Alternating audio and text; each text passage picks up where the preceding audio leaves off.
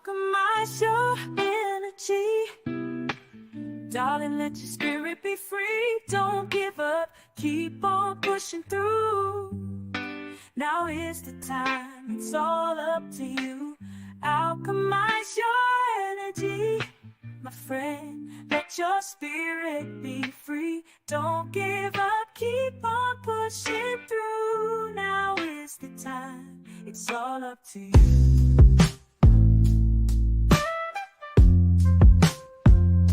No matter the storm, but over tragedy. No matter the storm, but over tragedy. No matter the storm, we will always take flight. Keep on pushing through the darkness of night. There's no limit, let's reach for the sky. Shine so bright, from darkness to light. Welcome to Alchemizing Energy. Today we kind of entered the live earlier because you know what? I had my times mixed up, Central versus Eastern. So we agreed at 6 o'clock. It was 6 o'clock Eastern versus Standard. So now we're kind of in the middle of that, in between 6 Central and 6 Eastern. So let's get into it. Our next guest that we have on the show, Dynast Amir, full name Dynast Abife Adewale Amir, is a dynamic, globe-trotting entrepreneur and philanthropist who has a passion for life and seeing the success of others. Dynast was born Albert Horton Hollis in Sacramento California, but considers himself a displaced African who just happened to be born in America. He attended Christian Brothers High School in Sacramento, where he would star in track and football, earning first team parade and USA Today High School All-American honors in football. After graduating from Christian Brothers, he would then take his talents to the University of Georgia. He would letter in track and football and graduate with a degree in agricultural business. After a short stint in modeling and acting, he would then take his talents to corporate America. Dynast would finish in the top 10 in sales for 2 Fortune 500 company organizations, Aflac and Centus. This culminated with him finishing number 1 in the entire sales organization at Centus Corporation in 2014. In 2018, Dynast would leave corporate America to take his talents to Africa to focus full-time on implementing several much-needed initiatives geared toward improving infrastructure on many levels, as well as bridging the gap between the diaspora and Africa. Dynast also a published author, philanthropist, and currently serves as Oba Prince in Yoruba of Ororowo, Nigeria, and encourages everyone to come and visit the kingdom of Ororowo. We don't grind. Grind means constant struggle. There's no need to grind when you are walking in the blessings of our life each and every day.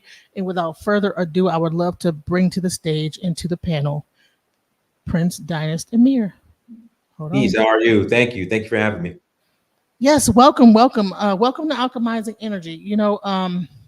I found out about you almost like right when you were beginning the search for Uhuru, when you were, kind of like going out to different places in Africa and trying to understand about the different religious cultures out there, voodoo. And it seemed like you were really trying to break down the norms and what people really thought about African spirituality and things like that. Can you explain what was the thing that drove you toward that? I would say wanting to set the record straight. I just, the question is always asked or often asked, what did we practice before we came in contact with Europeans or before we were Christian? Because Christianity, Islam is not indigenous to Africa. So we already had our own traditional spiritual systems, but for some reason, they were always demonized. So I said, you know what? I want to set the record straight and find out like what's the truth or what's the the real deal behind these traditional systems. So I said the best way to do it is just to go to the source. So, 2017, I went to Benin. I went to the Voodoo Festival. I met with the head voodoo chief across the world, Huna Dagbo. And then in 2018, I went to Nigeria and I went to the Oshun Festival to learn more about Ifa. So Right. And you also went to like the Congo, right? Didn't you? Or I haven't been to the Congo yet. where was the one that you went to where they had the serious? Which the Oh, Dogon? The Dogon. That's in Mali, correct. So I went to see the Dogon too. Okay, I got Yeah, the Mali mixed up with the Congo. So Mali, correct. what was the reason why you decided to like what was the reason why you wanted to like so only focus on West Africa versus like the East Africa? Well, I've been to East Africa. I've been to Tanzania. I've been to Kenya. It's just I was just drawn to West Africa because that's, I mean, being African American, like the majority of us, our roots come from West Africa. So I was just drawn to West Africa, and exploring more. Even though the first country I ever been to in Africa was an East African country, Tanzania, but I was just drawn to go to West Africa more. So what was the thing that you found most interesting when you actually did this? Like what was the thing that you were like, oh man, I'm surprised. Well, I wasn't necessarily surprised because I already knew that the information that we're given by mainstream medium is when it comes to traditional African religion is all a lie.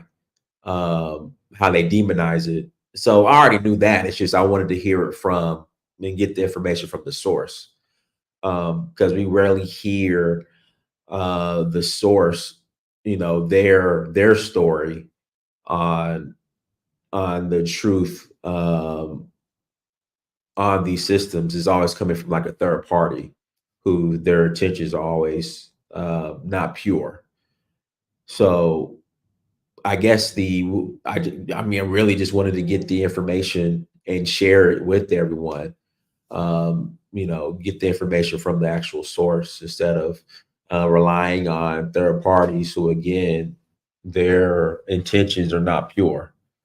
So, So when you went to Benin to find out about voodoo, now did you know prior about voodoo in Haiti and decided that Benin would be the place to go? How did you end up finding out about voodoo in Benin? well, I've always heard about voodoo. I didn't know much about it. What happened? I forgot. I stumbled upon a Google masquerades, and then the caption said the Voodoo Festival, and I said I gotta go. So that's how I ended up going to Benin Republic. Like that's what drew me to it was the Google masquerades. I love masquerades. If here in my house, I collect I collect masquerade masks and traditional, uh, like African antiques and art. So I absolutely love masquerade. So when I saw the Google, I said I got to go see this for myself.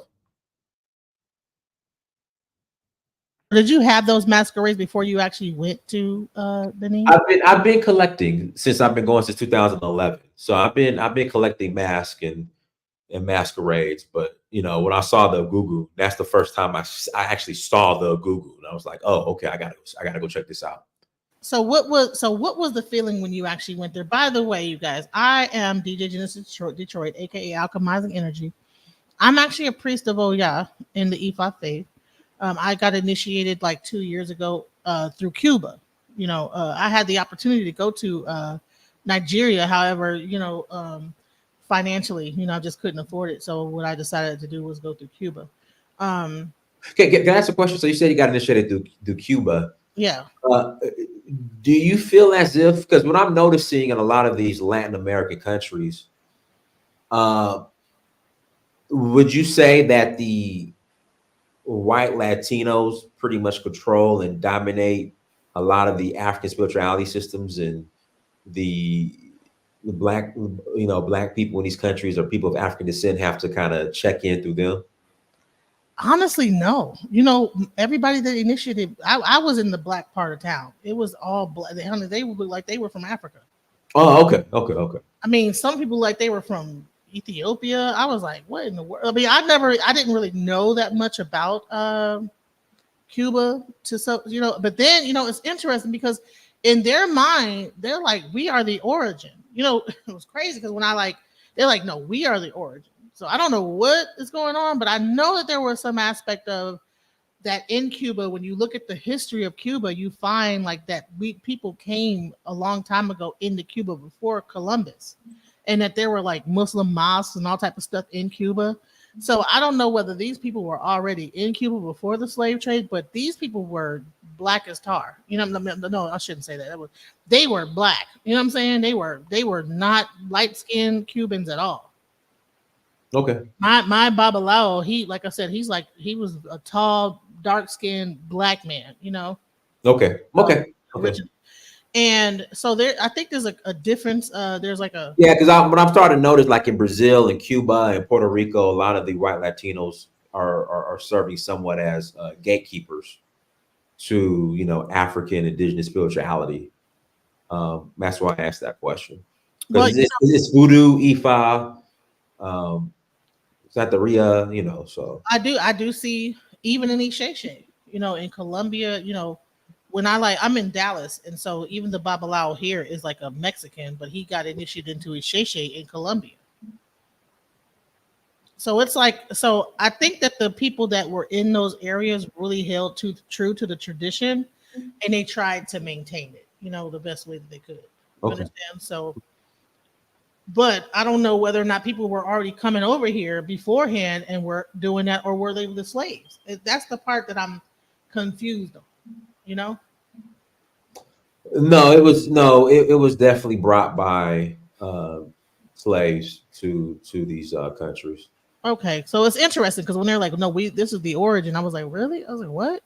So that confused me to a certain There's no proof of that. right. So so yeah, I got initiated into Lukumi, not Isheshe. Mhm. And so there are like some differences in how they do their initiations. And in Lukumi they give you all of the orisha, like nine, at least nine of them, the main ones. Where in Isheshe they give you just the ones that you need, and I Okay. think they did it out of necessity or whatever. But yeah, so in my plight I have been really trying to understand the connection, you know what I'm saying, because you have like some people that are like Hebrew Israelites, you have some people that are Islam, and when they really break it down, a lot of times, you have people say, "Oh no, the Yoruba people came from Mecca, no. Mecca, or they came from Israel, or they were in a part of like Egypt and in the Nile Valley." So I have been very confused because even when I do interviews with Babalaos, there's different like historical stories that some people say, "Oh no, we were part of the Cushites and we No. migrated to Ila Ife." Some people say Ila Ife already existed. So I was like just trying to find out, like, in your travels, did you find out more information about certain things like that? They're very specific that they came from Ife. Very, very specific. Anything outside of that is just it's not true. Wow. So can you give me an example of things that you found out when you went to the Voodoo Festival that people probably would not know? A lot of times when you talk about voodoo, people think about it as witchcraft and craft work and things like that. Can you expound on some of the things you found? One thing that stuck with me from my first trip was when Dogbo said that um, voodoo accepts everyone, but everyone doesn't accept voodoo. Voodoo accepts Muslims, accepts Christians, but Muslims and Christians don't accept voodoo. Um, that's what he said. It was. I wish I don't have his exact quote what he said, but pretty much voodoo is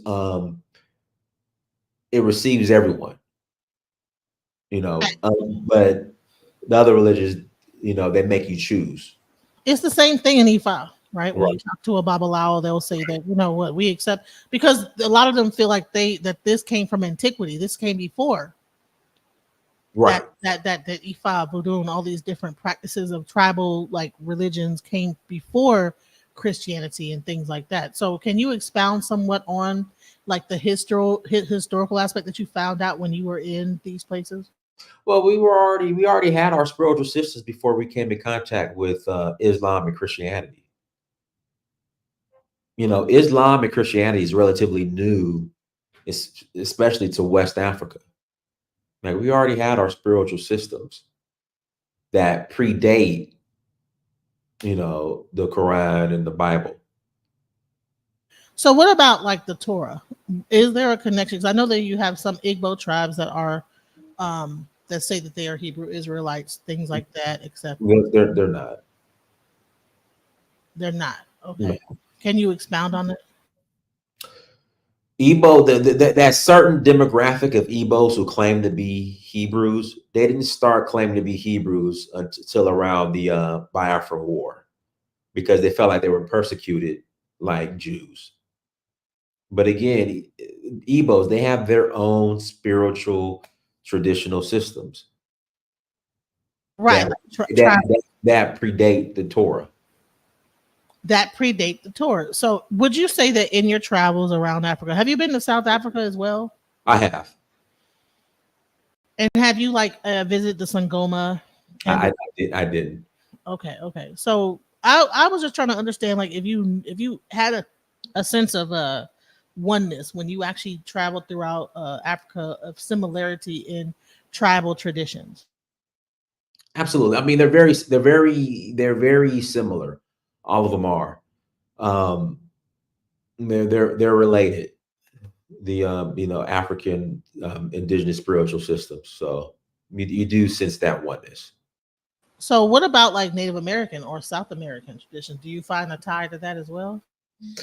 I don't know much about Native American and South American traditions, so I couldn't answer that.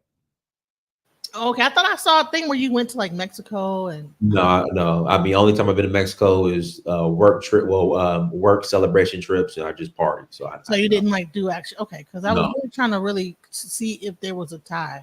no. So what are the similarities when you found when you went to like these African places? What was the similar practices? Ancestor veneration is similar.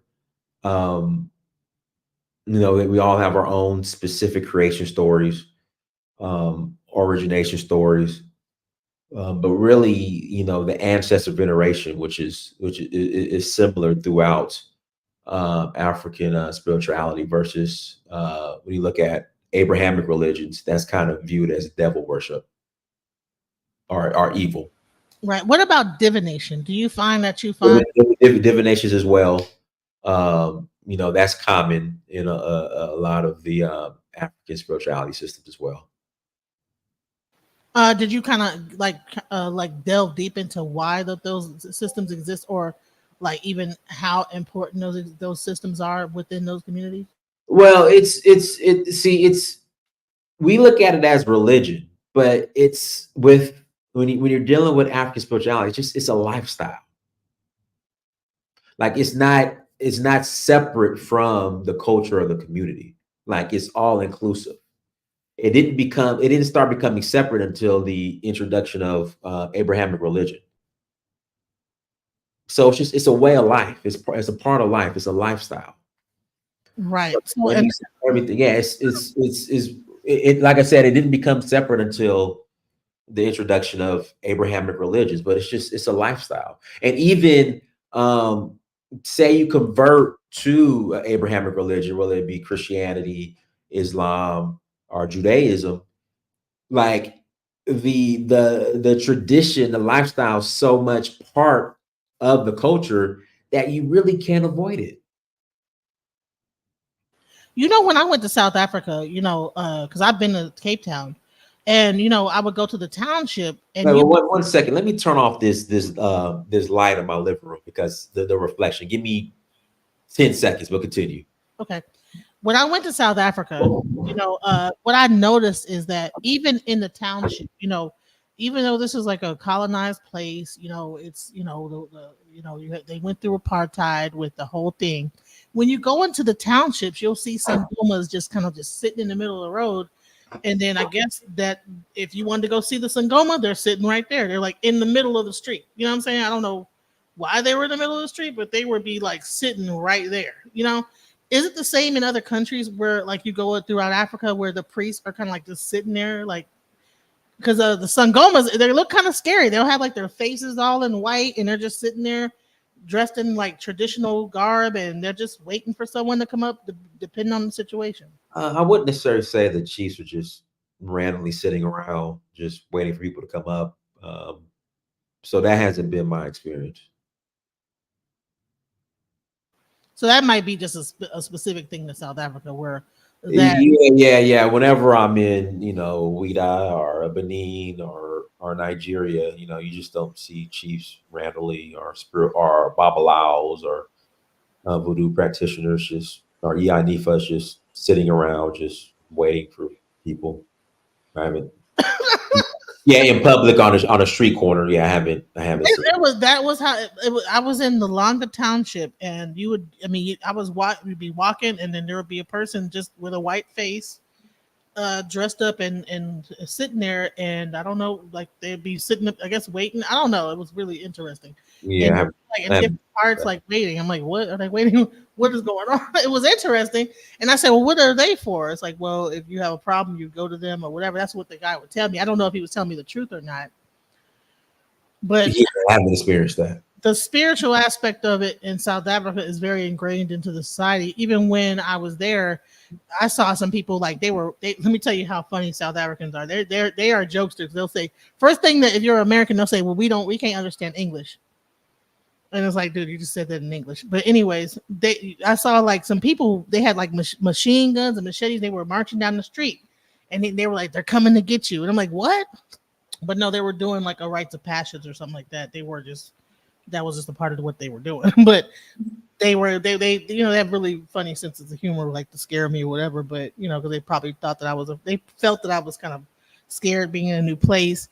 But do you see when you go to other parts of the country how like those practices like are kind of out in the open, or are they more closed off in West Africa and East Africa? I would say it really depends. Like in Nigeria, there's always a festival going on. Like it's a festival always going on.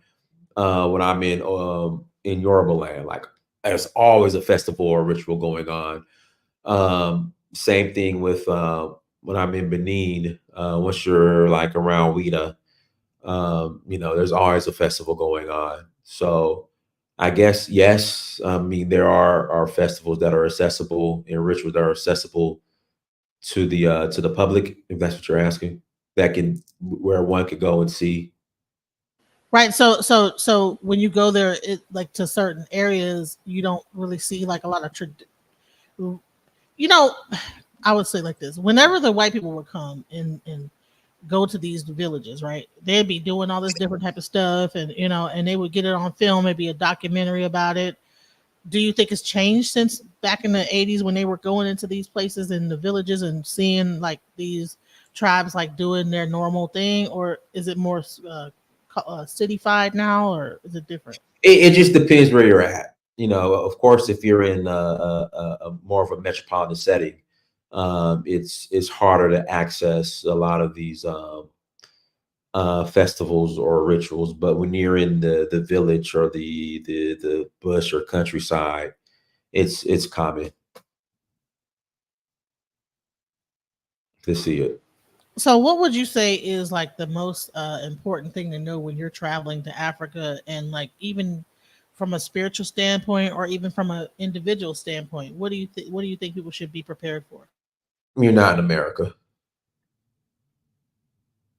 but you're in Africa. Keep it simple. Can you expound a little bit upon that? Like, I mean, certain like luxuries. I mean, you might be inconvenienced. Like you're not in America. I mean, you're in Africa, so you just have to be a little more patient. Things move a little bit slower. Um, have an open mind. Just you're not in America. so I heard like even time, is different how people view time. In America, Right, all right. Things move a little bit slower. Like if you're at a restaurant, here in America, we're used to getting our food in 15 minutes. Over there, you might wait 45 minutes to an hour, depending what you order or where you're at. Like I said, just you're not in America. You just got to be patient. do you feel like Americans get treated differently in Africa when they come there? Like, do they know, okay, you're from America, and let me try to like get the bit more out of you, or what? Yeah, yeah, but that's why you negotiate and barter. Everything's negotiable in Africa. It isn't like here in America where, like, when you're at the market, you negotiate. Here we're used to the price being the price. Over there it's everything's negotiable. So explain how that negotiation works. So you go into the market and say that someone says the apple is like $10. Would you say, well, no, I'll give you five for it? Like, how does it work? Yeah, yeah. Whatever. If you're at the market, whatever price they give me, I mark it off 75%. They'll go from there. 75%? Yeah. That's how high they mark up if they see you coming. 75% and go from there. They start negotiating from there. Wow. So would you say that that when it comes down to moving to Africa, there's been like this whole thing where Ghana opened up and had to return, and I think that you were doing tours and things like that. A part of that, people moved over there. They began to complain about how they were treated, this, that, the other. What do you think is the thing about that? Yeah, I mean, everybody's experience is different. Um, when I go to Africa, I don't wear rose-colored shades. Um, I do to a point. At the same time, I realize that I'm in a developing country.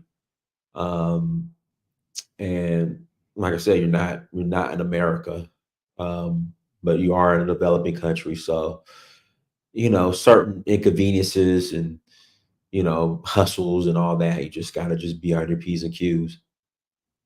Wow. So what are like some hustles you should look out for when you go to Africa? But just overcharging. That's why it's always good to have a local with you when you move around. If it's like your first time traveling to African country, like try to have a local person who knows the area move around with you so they can negotiate for you. So in your searching for Uhuru, I think that, like I said, you actually went into Mali and talked to the Dogon. When it comes down to technology, even our spiritual systems were very like seemed like they were technologically advanced. Was there anything that you found like technology wise that it was like, dude, this is like, man, this is hidden, but people like we're like the Wakanda, but there's like a hidden Wakanda. Our technology was our spiritual system, but that's about it. But I haven't seen any like anything that's I would say tangible like a iPhone or anything like that. No, it's just our technology was more on the spiritual side. But I know they have like new cars and stuff like that that came out in Africa, like an African car, like I think in Nigeria. I forget. No, well, like the Innocent and yeah, I mean they're just cars, no different from a Chevy or a Ford. It's just cars. Okay. So when it really comes down to culture, when you now we have like this whole FBA movement, and we had like the Pan African movement that happened. Um, do you feel what is happening with the FBA movement? Do you think that's good or bad when it comes? Do you think Pan Africanism is now dead because of that, or what do you feel about that? No, I mean it's not for everybody. I mean Pan Africanism isn't for everybody. You want to be FBA, be FBA. You want to be ADOS, be ADOS. Whatever works for you. I don't see it as a threat at all. When you went to like Africa, did you feel like people like embraced you from America as a Pan African? Well, would you consider yourself, before I even ask that question, would you consider yourself still a Pan Africanist, like a diaspora, Like a who? like a Pan African diaspora, kind of like trying to bring everybody together, and Absolutely. Absolutely. why is that important? I think uniting and because I mean we all have. Well, I mean, for starters, when it comes to Pan Africanism, I want the best for African people globally. Um, that's what I want, and that's important. I don't hate on my fellow brother and sister. We can agree to disagree. We're not going to agree on everything. As long as you're a righteous person and contributing to the betterment of humanity, let's work together. So, how do you feel about the FBA movement and how they see things? Do you think it's like good, like wrong to create this divide? I can't hear you. You're going out. No, I'm sorry. Do you think that it's wrong that there's like this divide being created? And when I do see a lot of people getting on those panels, a lot of them are from East Africa, like the Sudan and things like that. Have you been to the Sudan? I've not been to Sudan though. Okay. Did you find a difference between how East Africans embrace us versus West Africans? No, I was embraced by East Africa as well. Um, yeah, I didn't notice a major difference. It's just I resonate more with West Africa. So, what do you think moving forward when it comes down to Pan Africanism and with this new FBA movement we need to do? Because, they're trying to say that Pan Africanism is dead.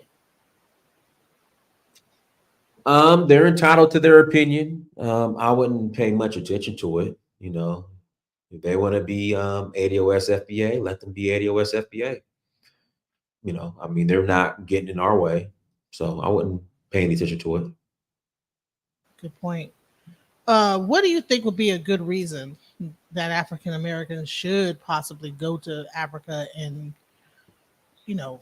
maybe get like dual citizenship or, like start to like invest into Africa? It's your birthright. It's the root. That's where we're from. But if you choose not to, then hey, more power. If you choose not to, and if you're fine and comfortable here in America, hey, I'm not mad.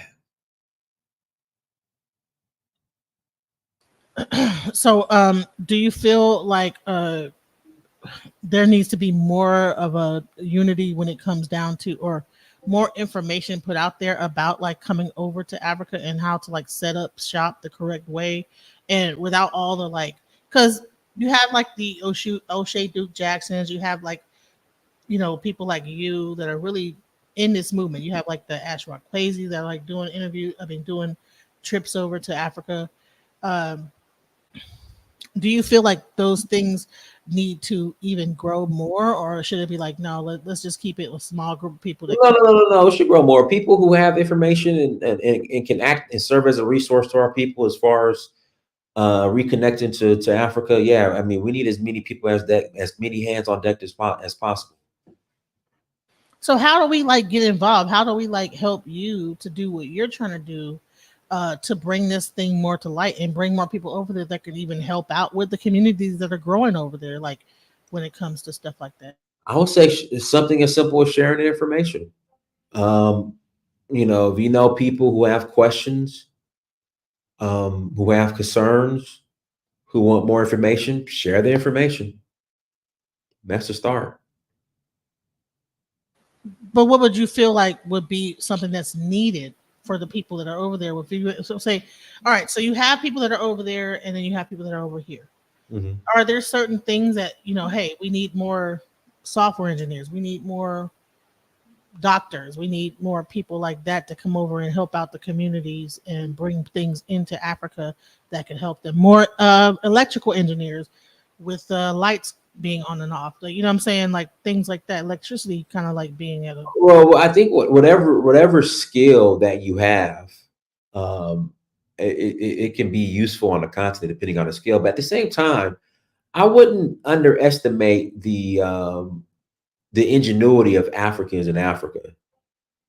I mean, there's a lot of intelligent, very high class, very smart Africans on the continent. Like I keep saying this. We need Africa more than Africa needs us. wow. And see that, and that's a good frame. There's a lot of intelligent Africans on the continent. I mean, the skills you mentioned, they're already there. Right. So there might be a misunderstanding, when it really comes down to how. Yeah, I no longer I no longer, but outside of maybe the medical field, I no longer buy into this African brain drain. I don't buy into it because it's just when I'm over on a continent, I meet some sharp brothers and sisters on the continent. Like I said, I'm no longer like I just no longer buy into this brain drain. Like I don't. What do you mean brain drain by that? Well, they're saying like all the talent in Africa is leaving Africa and is coming to the West. I think there's still a lot of talent on the continent, a lot of ingenuity on the continent. So when you were there, did you see like the whole Chinese influx, and what did you think about that? If you did see it? Yeah, I mean, there's Chinese in Africa who have contracts with the government that are doing infrastructure projects. I mean, there are. What do you think about it? Like, do you feel like that they're treating people the wrong way, or is everything I cool? mean, there have been examples of Chinese mistreating the locals, Okay. but I wouldn't say that's the norm. Chinese are there handling business. So someone says I'm talking like a white woman from the 1800s. What I'm doing is I'm trying to clear up misconceptions when it comes down to Africa. That's not so. I'm not trying to be condescending. I'm trying to clear up what people might think about Africa. I'm a person that practices African spirituality. Of course, I believe that African is very.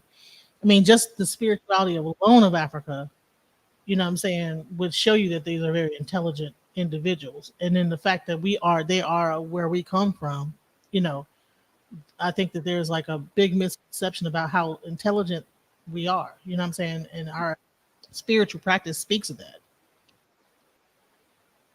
Right. So it comes down to let's get into relationships, right? So do you feel like when it really gets down to, you have these things called the passport bros, Hmm. Yeah, passport sisters too. right? Even worse, right? Because you have like the Caucasian people that are going into Mali and Kenya and getting with the what are they called? The local men. Yeah, I know. Yeah, Ghana, Gambia, all over Nigeria. right. So what do you think about that whole movement of women going over there and kind of like doing that? I mean, if it's if it's between two consenting adults, go for it. So let's get into your some of the things that you're doing. So you have trips that you do over to different parts of Africa. What are you doing? What's the next coming up trip that you have? I'm taking a group to Sierra Leone. It's already November, end of this month. So November 25th to December 6th, we're going to Sierra Leone. So looking forward to that. All right. So here's the thing. When you went to because you've been to Sierra Leone before, is that used to be a American? Well, that's Liberia. Didn't Sierra Leone also used to be an American colony? No, it was Yeah, Liberia. it was a British colony, and Liberia was never an American colony. It was. It never was. No. So where do you think they got that whole thing from? Uh, Misinformation. America never claimed Liberia as a colony, and vice versa. So can you give us some of the misunderstandings that people have about Africa that are well known in America, and just did some of those things that exist? I don't agree with the brain drain um, narrative. I don't buy that at all. No longer buy that at all. What's I said? The one Dynast. Okay, I was reading some of the comments. I don't buy into the brain drain narrative.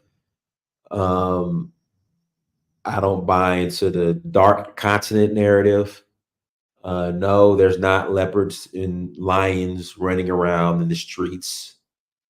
um, the people are friendly. Is Africa perfect? No, but I have way more wins and I have way more W's than I do L's in Africa. And if Africa was that bad, my first trip would have been my last. Well, the main thing I also want to like talk about is the misconceptions about the fact that people are fleeing. What do you think about that? I mean, it's such a small percentage, but they're just looking for opportunities, which, that's their right. That's the right. I mean, they want to come to America. They want to go to Europe. If that's what they want to do, I mean, go for it. Now, I think the legal route is the best route, but I wouldn't necessarily say they're fleeing because it's such a small demographic of Africans who are leaving the continent. And when I'm in Africa, no matter where I'm at, which country, the majority of Africans I speak to have no desire to leave. And what do you think of this whole tether thing, calling people tethers, and they're trying to tether off of us and all that stuff? Tether how? Like take the like we did all this stuff, and now you're coming over here and trying to get like something from what we created and all this other stuff What like that. did we create? I guess I hip. mean, the majority of I don't agree with it, so that's well, why. the majority of immigrants who come to America, they work for themselves or they get jobs with working for uh, non-Black American corporations and businesses. So I don't know what they were, what they're taking. That's why I wanted to talk about it. It's like so. And here's another thing: is that so to say that a person's a tether because they're coming from another country and they feel like they're benefiting off of what we are, like our welfare system. And most people I know that are from Africa are not in welfare or nothing like that. They go to school, they get a trade or whatever it is, and then and they support their family up that way. They're not tethering off of us from a hip hop level, from a whatever level, any of that. So Right.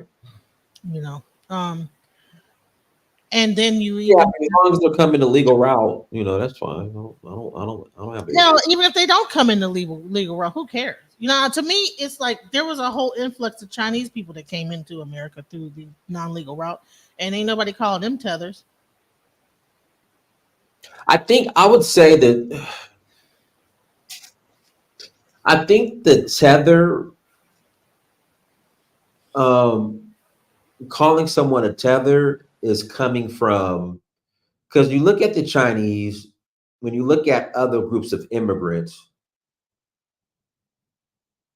their home countries are in much better positions, in a much better position than a lot of the countries that the so-called tether comes from. So I think that's where that term comes from, somewhat. Right. So you think that they're So where I stand on immigration is come, learn the skills, go back. Hold on, sorry about that. Another voice, sorry about that. Come, learn the skills, go back and develop your country. So if you notice with China, you know, Chinese, they came over and they took those skills and look at China now. I think with the reason why, FBA and ADOS, um, why they kind of come up with this tether term is because, okay, you're coming over, but are those skills transferring to the development of the countries that you're coming from? okay. You're right. So you're fleeing your country and you're not Well, we don't want to say flee. I don't want to say flee. okay. They're just in search for opportunities here in the West, which I listen, come. I have no problem with that. Um, I say legally because we have an issue right now where you have a group of illegal immigrants who are getting debit cards, right, and who are getting, um, I would say, welfare, and I mean um, they're not documented immigrants. Mhm. And the reason why I say that is because you won't be able to do the same if it was the other way around, Right. Right. you know.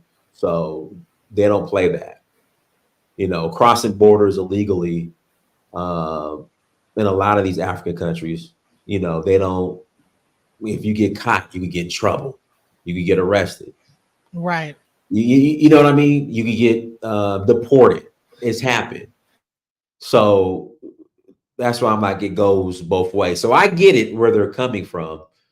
But again, in Booker T. Washington, he had the Tuskegee initiative, or the Tuskegee method, where he would bring African immigrants to Tuskegee to develop skills and learn trades on the basis that they would go back and develop their countries. And I mean, I agree with that. But if you're an immigrant, you come to America, you get your green card, you become a citizen, you're like, hey, listen, I ain't going back. That's your right. And I'm not mad. And I'm not going to sit here and shame you and remind you that, you know, if it wasn't for us Black Americans, you wouldn't be able to come over here. I'm not going to do that. You know, again, if you come over, you develop the skills, you say, you know what, I'm staying, I'm casting my net right here in America. I'm not going back to my home country. I'm going to stay here in America. Hey, that is your right. And I'm not going to guilt you and remind you every 10 minutes how Black Americans built this. And if it wasn't for us, you wouldn't be able to come over here. That's where I disagree with FBA ADOS. Like, I mean, it really doesn't matter. There's nothing you can do about it. You know, okay. Black Americans, you know, through free slave labor, rebuilt the foundation of this country. But you don't control who could come in to this country, you know. Right. So, you know, that's where I disagree. Right. And so this guy says, Jibs 826 says, tether comes from people outside the country talking about blacks in a negative way. They talk about the FBA culture, and their own people back home aren't even in the same positions FBAs are, in my opinion. And then I think Aunt Nan was saying that, he said some messed up stuff. So he says that I keep saying I don't agree with FBAs, but keep parroting them. Well, this is the thing that's going on right now. It's affecting the election. You know what I'm saying? The FBA movement is like, you know, doing this whole thing, and you know, every night every day there's like an argument going on. So I'm just trying to bring it into the current frame. You know what I'm saying? Right. You know, I don't agree with one group of people acting like, you know, being creating like a thing that sounds like nigger and saying tether. You know what I'm saying? It's too close to. It's about 3 words away from saying the same thing, and we sound like just as racist as the people that we're. You know, I don't know. So I don't like that word, because we create like a word to like go be down against someone else, and that's not right. You know, so that's what I'm saying.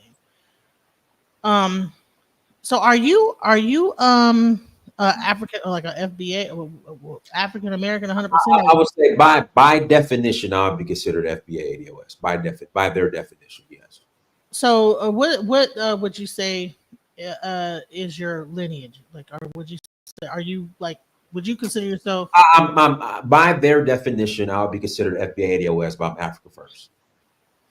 Do you feel like you're part Native American, or do you feel No, like I don't claim to be Native American. I'm descended of enslaved Africans that came over via the slave trade from West Africa, specifically Nigeria, Sierra Leone, Guinea-Bissau. Do you believe that Africans were here before the slave trade? Yes and no. I would say they were. It's a few in between that we would have been absorbed by the natives, and you know, it's again, we would have been absorbed by the natives, so we would have been, I would say, genetically somewhat wiped out. So yeah, I mean, yes and no. I mean, I've heard the stories of Abu Bukhari, you know, who was a king in Mali who sailed west and allegedly ended up in America. There's no scientific proof of that.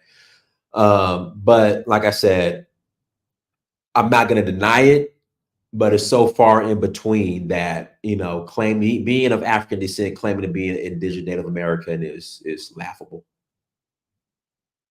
So, do you believe that there were towns that were already built up when Columbus came that looked like mosques and stuff like that? That they already had like buildings and this, that, the other in America when he came? Well, yeah, I mean, you had the Aztecs, you had the Incas, so you do have Native Indigenous American empires that were here before Christopher Columbus came. So there was some type of infrastructure depending on which part of America you were in and the Americas you were in. So yes. So this guy says, "Wasn't no African here? Let's use their logic. Where are the ships?" Yeah, What? like I said, if there were Africans here, so far in between, and again, there's no archaeological or proof that there were Africans here before the slave trade. It's just nothing is here that could prove it. So, But I wouldn't deny it or be shocked if there were. But again, it's so far in between that it's not even worth claiming. so what do you think about the Hebrew Israelites when they say that they were first in Israel, then they migrated over to West Africa and then over to America, and that Puerto Ricans, Haitians, and all the Caribbean people were Hebrew Israelites that came from Israel into to America from West Africa. I think it's all pseudo, but more power to them. But I think it's all pseudo. So, can you go deeper into it? Well, why? I think the reason why a number of black people claim America and Israel is because America and Israel are two of the most powerful countries in the world. And they would attach themselves to that power. That's my uh, that's how I feel about it. So So, it's just a way to attach themselves to Israel, which is again one of the most powerful countries in the world. And so this we were the original Israelis or Hebrews or whatever. That's where that narrative comes from, if you ask me. so what about the connection to Egypt? Some people say that we are from ancient Cushites empire and we were Kemetic and things like that. What do you feel about that narrative? We're completely different people.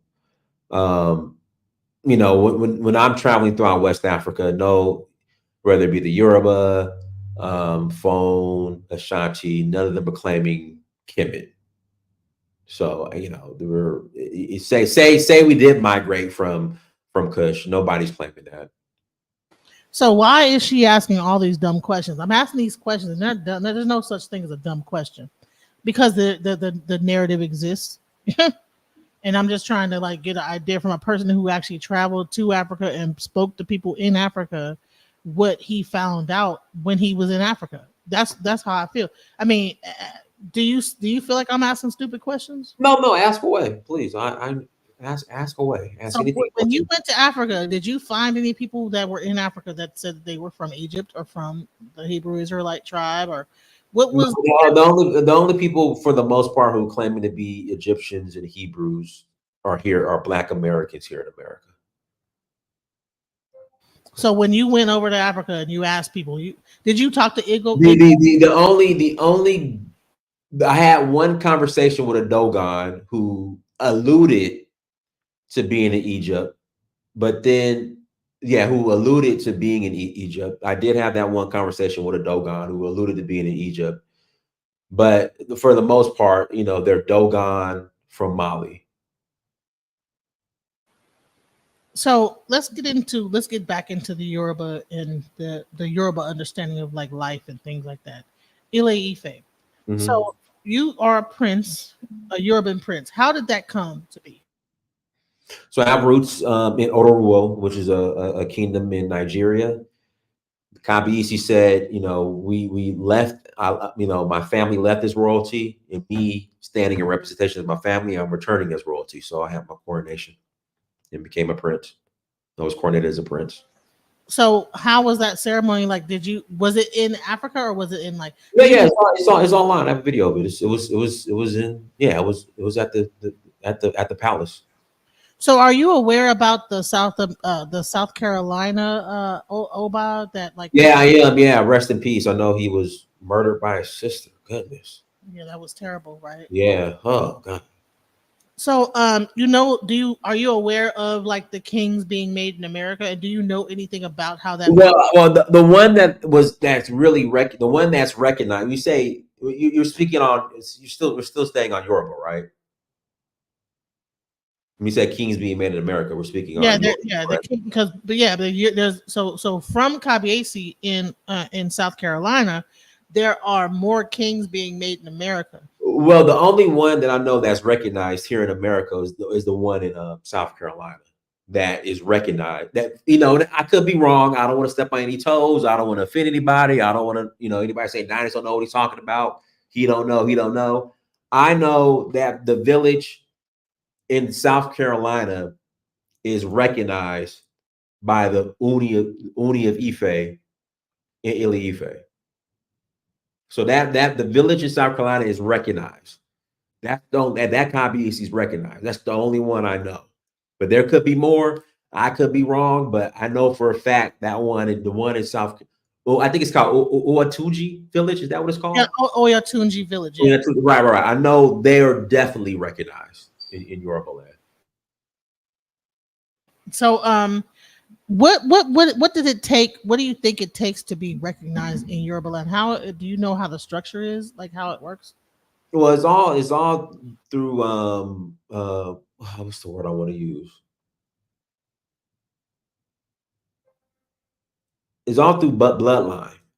And help me out, guys. Ancestry.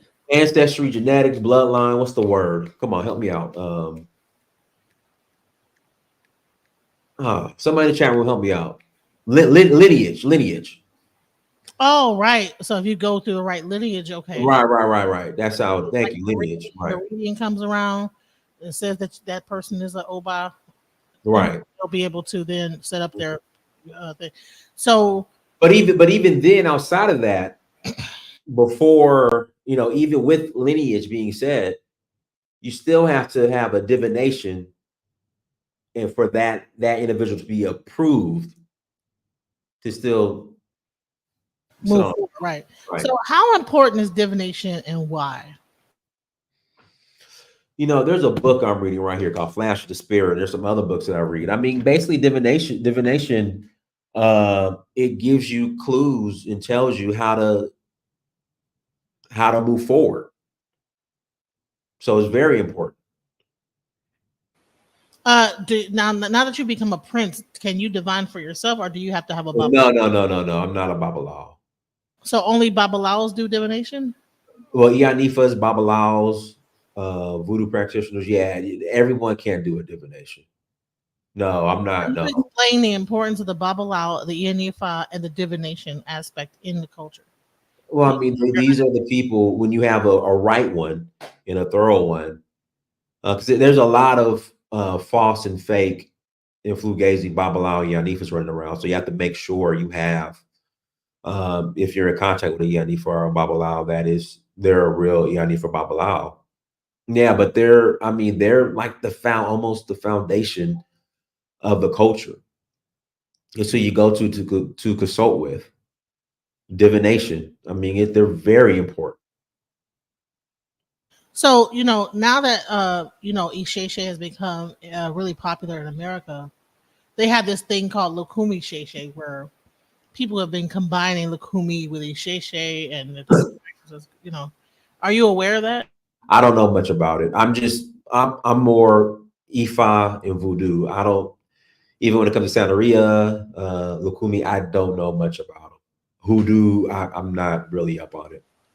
Right. So what's happening is when it came over to America, there was a very huge Lukumi, influence because of the fact that the closeness of Cuba to America, and people like Desi Arnaz and people like that brought over Lukumi to America, Okay.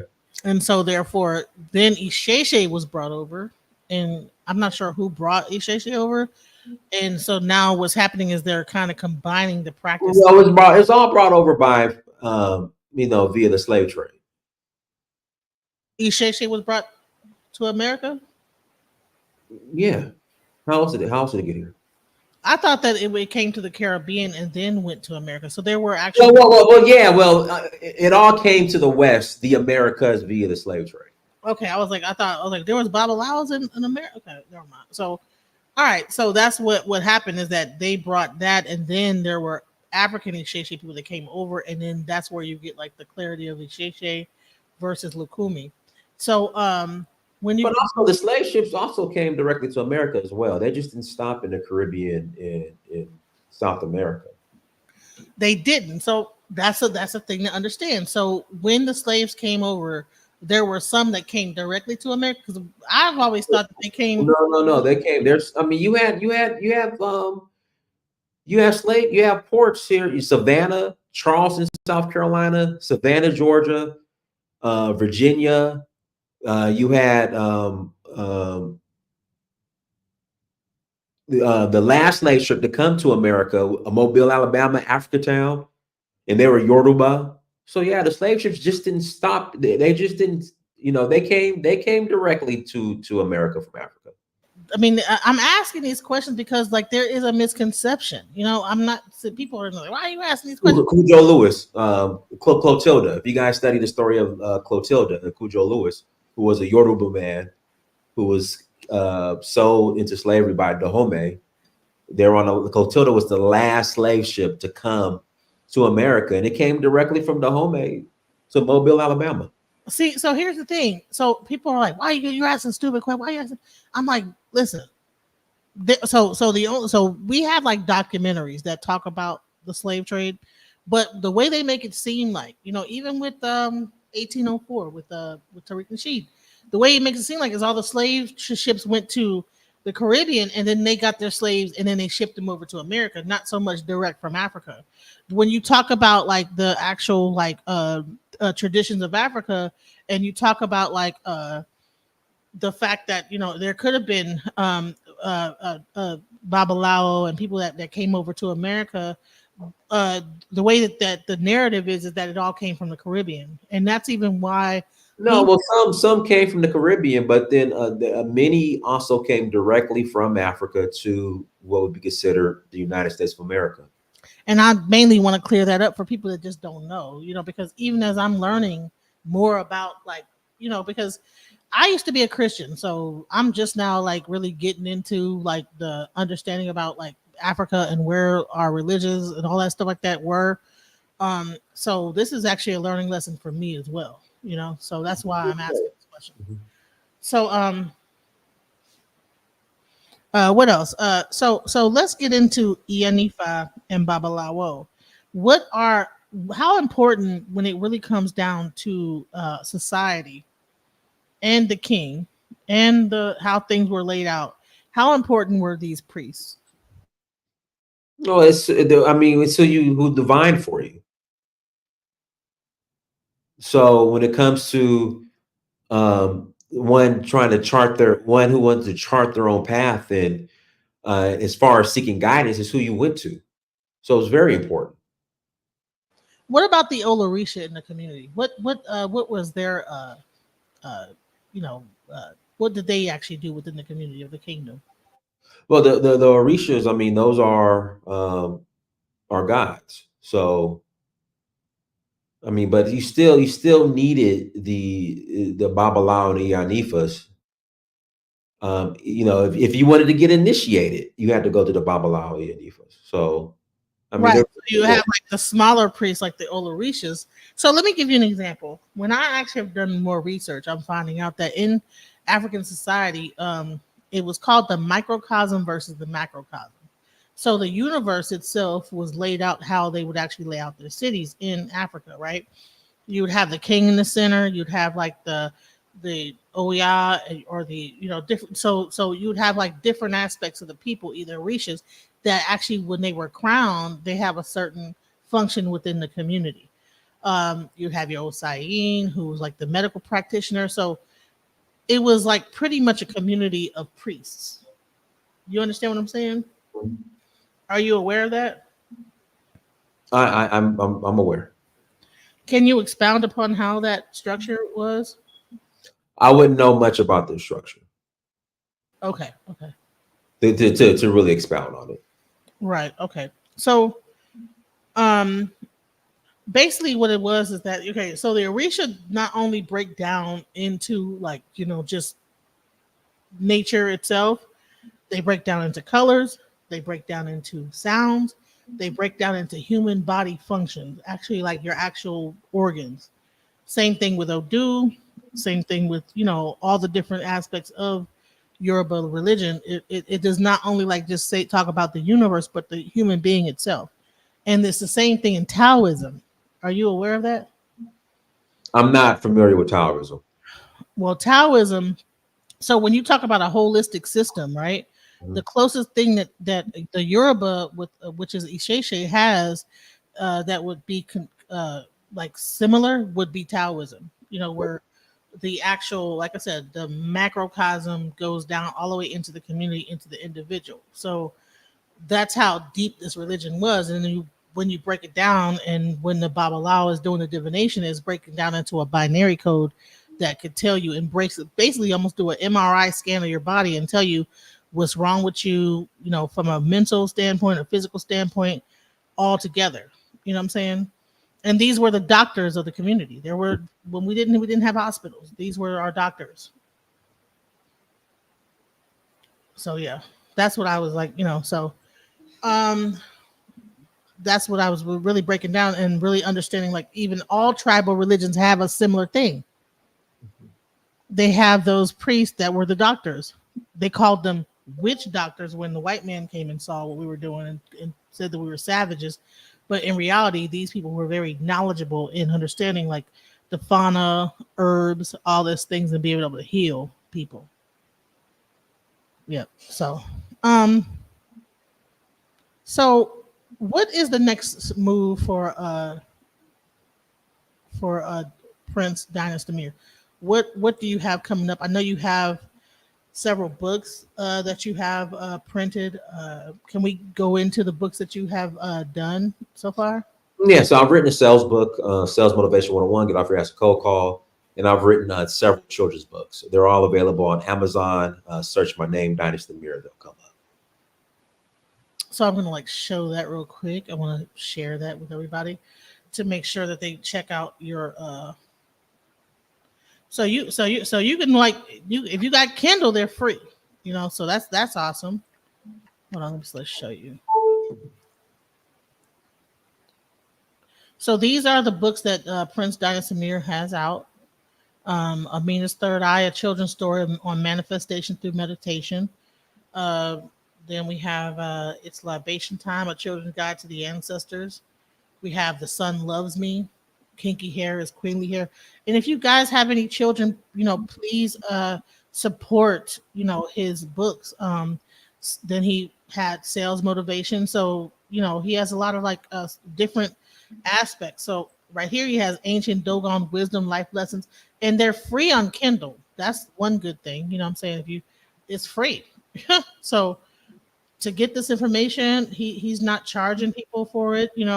Some things it's like a little small fee, but please support what he's doing, because even broke down the story of a great friendship, House of Folklore. I think you did that with someone else. It was a combination book that you guys did 4 years ago. So, what book? The story of the great friendship, House of Folklore. Right, right. So some books I did addendums to them, which are Oh, allowed. So that's Milan Shahil. That's the original author. oh, okay. So you just did a addendum. Okay, okay. Right, right, right. All right. So my channel is Alchemizing Energy, and I do interviews with like Babalawos, a lot of practitioners in Ifa. So go ahead. What were you gonna say? No, no, go ahead. Oh no, you would open. I thought you were about to say something. No, I Uh, was reading some of the comments. Sorry, reading aloud. Go ahead. right. So let's get into the comments. Is there? I also I'm not. I Well, don't. you can put a link in the chat room so people can call in. Right. I don't have the. See, if I put the link in my chat room, they're not gonna see it. So Oh, you you're have not? to put the link into your chat room. So I'm gonna put it in mine. Hold on, let me see. I would love to bring people up. Yeah, I don't think I can. Hold on. No, you can. Oh, you know what? Maybe I'll go to your page and put it in there. Yeah, I can't do it. All Oh, right, there so you go. Guys, there's a link right there. Maybe they could click on it. they can't see it. It's on my. It's gonna only show in mine. So I'll like go onto yours and share it. Search for. But really, when I put this together, it was not. I was mainly trying to, I've been following Prince Amir for a long time, and I was, I still want to go on one of those tours with you and see parts of. I want to. You just did the thing in Tanzania, which I thought was awesome. You know what I'm saying? So, I mean, I think what you're doing is awesome. So Thank you. Guys, links in the chat room. If you want to call in, you can click on the link. I think I just put it in there. Yeah. Hope I wonder if right. So I wonder, do me a favor. Send the link, put it in my Instagram, and I'll post it on my end and see if they'll. Yeah, send the link, post it on my Instagram. Okay. I just Or maybe I can just copy and paste it. Hold on 1 second. I just sent to your Instagram just now. Anyone that wants to come up, please do. Okay, guys, the link in the chat now. Yeah, I think the link's in the chat. It wouldn't let me add. No, I just copied and pasted the link. Copy and pasted the link from when you posted it. Yeah. Okay. If anyone wants to come up and make a statement or say anything, please do come up. So let's talk about So how was your trip this recent trip to Tanzania? It was great. Good. Enjoyed the beaches. Ate good food. Enjoyed the water. It was great. Yeah, it looked like it was awesome, like a fun time. I was like, man, I wish I could have came. You know what I'm saying? Great. Oh, we had a great time. So we're going to Sierra Leone in this month, and then in January we're going to the Voodoo Festival. Oh, you're doing the Voodoo Festival, okay? January 5th to the 12th. Shout out to AJ Ninja in the house. All right, so this is Prince Amir. Yeah. So that's the food. I made sure my people ate good. So we was eating octopus and calamari and shrimps and lobsters, and yeah, we had a great time. It was beautiful. Looks like it was fun. Yeah. That was like some food that was up. Anyone want to come up, y'all?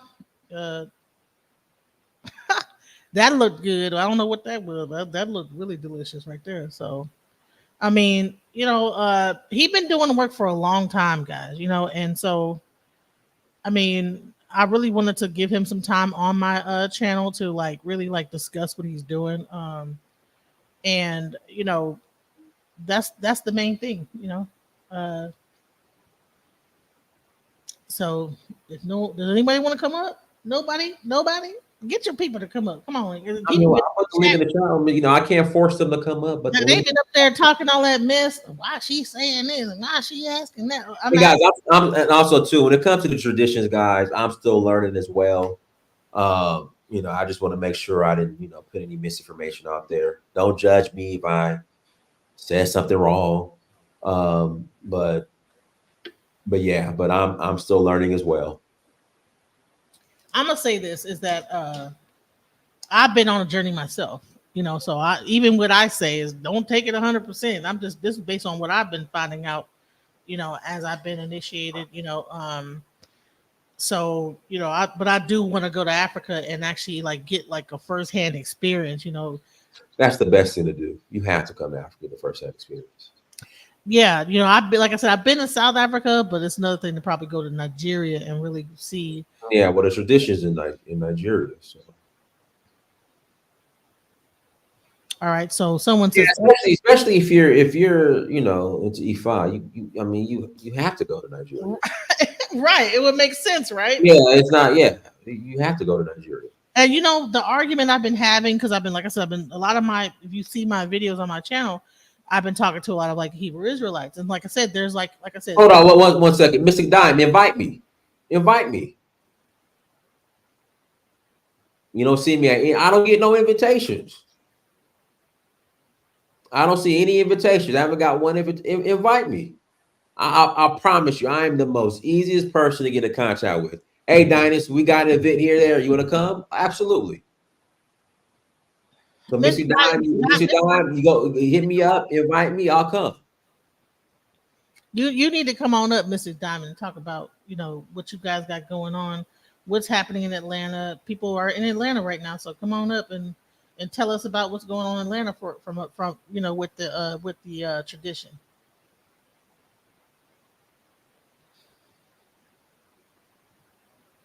Wait, it's Star from Straight. Okay, so let's see. The Africans waged war against the Negroes, sent us to the slave coast after we lost the wars against Askia and I don't know what he's talking about. Yeah, I don't know. Race war. it's interesting people up in I this don't know chat. what he's talking about. You know, some of the people are kind of like going hard. It's like you know, hey, Mystic Dime, how are you doing? Hello, good afternoon. How are you Hello. all doing? Hi. So I'm sorry. I can't, I'm in the middle of doing something, so I can't stay long. I'm so sorry. But Okay, don't apologize. okay. But Dynast, of course, like there's so many events, in the Atlanta area, I'll get no invitations. uh, well, usually the biggest Elay or community we have in the Atlanta area at large is, with the house that works with Ye's Botanica, which is very popular in Atlanta. I don't know nothing about it. Okay. Well, that's the most popular one. There are, as you know, a lot of babalawos in the Atlanta area. They all have their own houses. They usually, come together. Oftentimes, they have their own Oshun festival here in Atlanta. Very popular. A lot of I'm people. usually in the shoe festival in Nigeria. I Is it know. the same day? Is it the same like? Well, yeah, but those shoe festival is always the second Friday of Yes. Yeah. August. Yeah, I'm always in Nigeria. Yeah. Well, it's a beautiful expression here in Atlanta too. So I mean, but they have a goon festival. They have, you know, we have there are different ancestor rituals and ceremonies that they have. So they're always having something. They have a meetup, that I've signed up with, and I'm always getting reminders for things. So I'll definitely share that. And when local people tell me, and I'm going to something, I'll definitely forward that to you as well. So yeah, I just wanted to share that and let you know that it's, we're here. Hey, Okay, all right, cool. Well, yeah, I'm Hey, down. I keep trying to share that link so people can come up, but yeah, Yeah, whatever. I had put it in the chat room. Okay. yeah, Yeah, but I'll put it back in the chat definitely room. check out Ye's Botanica. Yeah. Where is it? They have two locations. They have expanded. So they have one that's on Campbellton Road, Okay. Southwest Atlanta kind of area still. Then they have one that's on the east side. I believe that's Covington Highway. Um, but it's, in the city, still in the perimeter. So Okay. yeah. So those two locations always having something huge, popular. People are always learning and growing. This is the good foundation, usually the good entry point into these traditions, at least in the Atlanta area, has been my experience and the experience of so many people. They have programs like Sisters Mood, Moods and Magic, run by Amisaro, wonderful sister. You can grow and learn so much in that. It's just they have so many different things. So, yeah. Okay. All right. Hey, listen, before you leave, Mrs. Dime, are you aware of the Oyatunji village in South Carolina? Have you been there? Yes. So I'm familiar with it. I have not had the opportunity to go and visit. Many of my classmates, however, from undergrad have all gone out there to visit and explore that village and that community, but I haven't yet. So I'll hope to in the future one day. Well, you know what? They were doing some really powerful things with the United Nations. They were also joining in with the kings in Africa. I have a picture. I actually did an interview with the chief of Oyatunji. He has a very long name, but I did an interview with him, and he showed me pictures of them with the kings in Africa that they would go and pour libations at the United Nations, and they were bringing up different subjects and like actually working with the United Nations to get funding before the king had passed on. So I think that we need to like also look into that when it comes down to the United Nations. You know what I'm saying? The fact that by him having his own sovereign land in America and being a king, then that opened him up to being able to like try to go to the United Nations and do different It things. was it wasn't sovereign. It wasn't sovereign. No. Unless there's some treaty you have with the United States of America, I don't know about, but I doubt it was sovereign. I think he said that they were under a livery, some kind of land, something. I don't know. There's a name for it.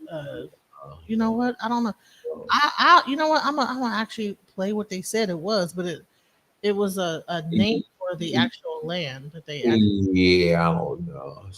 I could be wrong, but I strongly doubt it was sovereign. So I wonder why they would. That's okay. So okay, well, listen, I can be corrected if I don't know what I'm talking about. Yeah, if I'm wrong, I'm wrong. You know, I was just going off what he had said, and from what he made it seem like it was a sovereign land, and they had some kind of a land, some kind of a lease, a land lease that allowed it to be almost okay. You know what it was? It was similar to. It was similar to how the Catholic Church. You understand? You know what I mean? So if you go into a Catholic church, you cannot arrest a person inside the church. Well, I want to say the sister, did she get arrested on the property? Did she turn herself in? Did she get arrested? I don't know. That's a good question. No, I don't know. I don't know. But yeah, it's not sovereign though. Right. So let me I'll just just for reference, I'll show you when I did do the interview with Ifa Kunli Oh, sovereign. I'm going to click off. Bye. So you all have a good evening. I'm sorry, I have to run. Okay, so Okay. Okay. we'll play this real quick.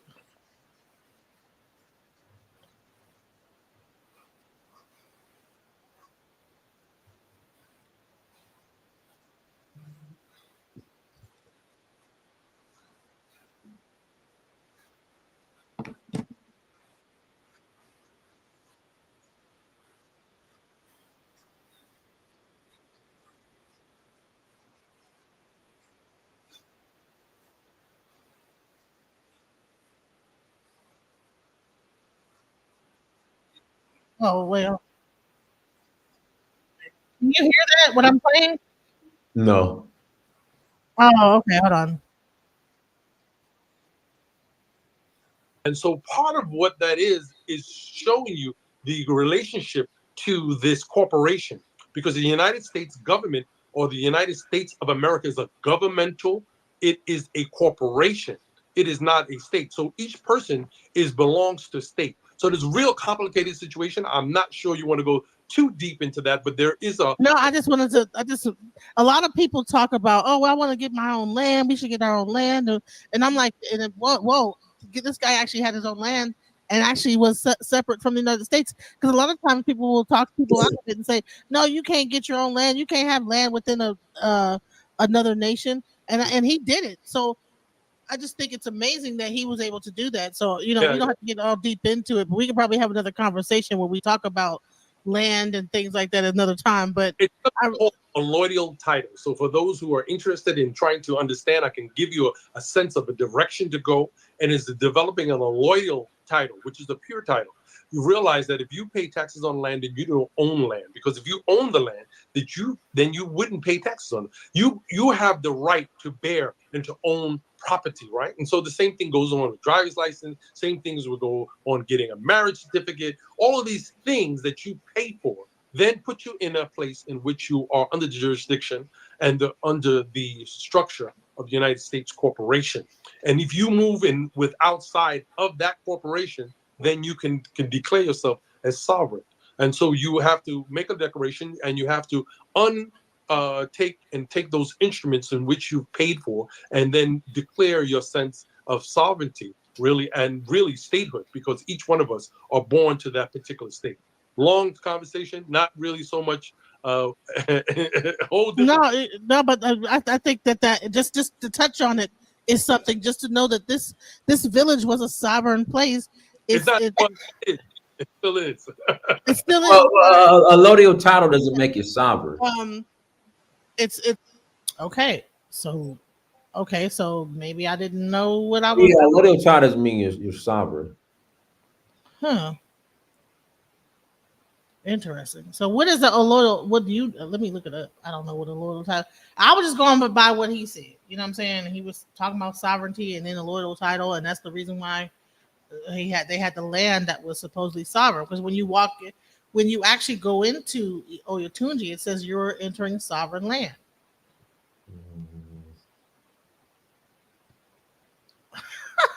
Yeah, no. I mean, unless they have a treaty.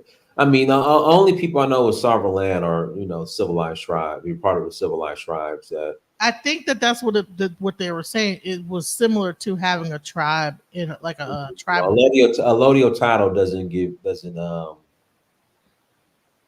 make you sovereign. Well, okay, so. But I mean, I could be wrong. I could be wrong, but I just, I don't want people. The thing I don't want is people to go out there and start trying to get a lodio title and talk about they sovereign. They can just do what they want on their land, and the government and the police force can't intervene and nothing can happen. And because something similar happened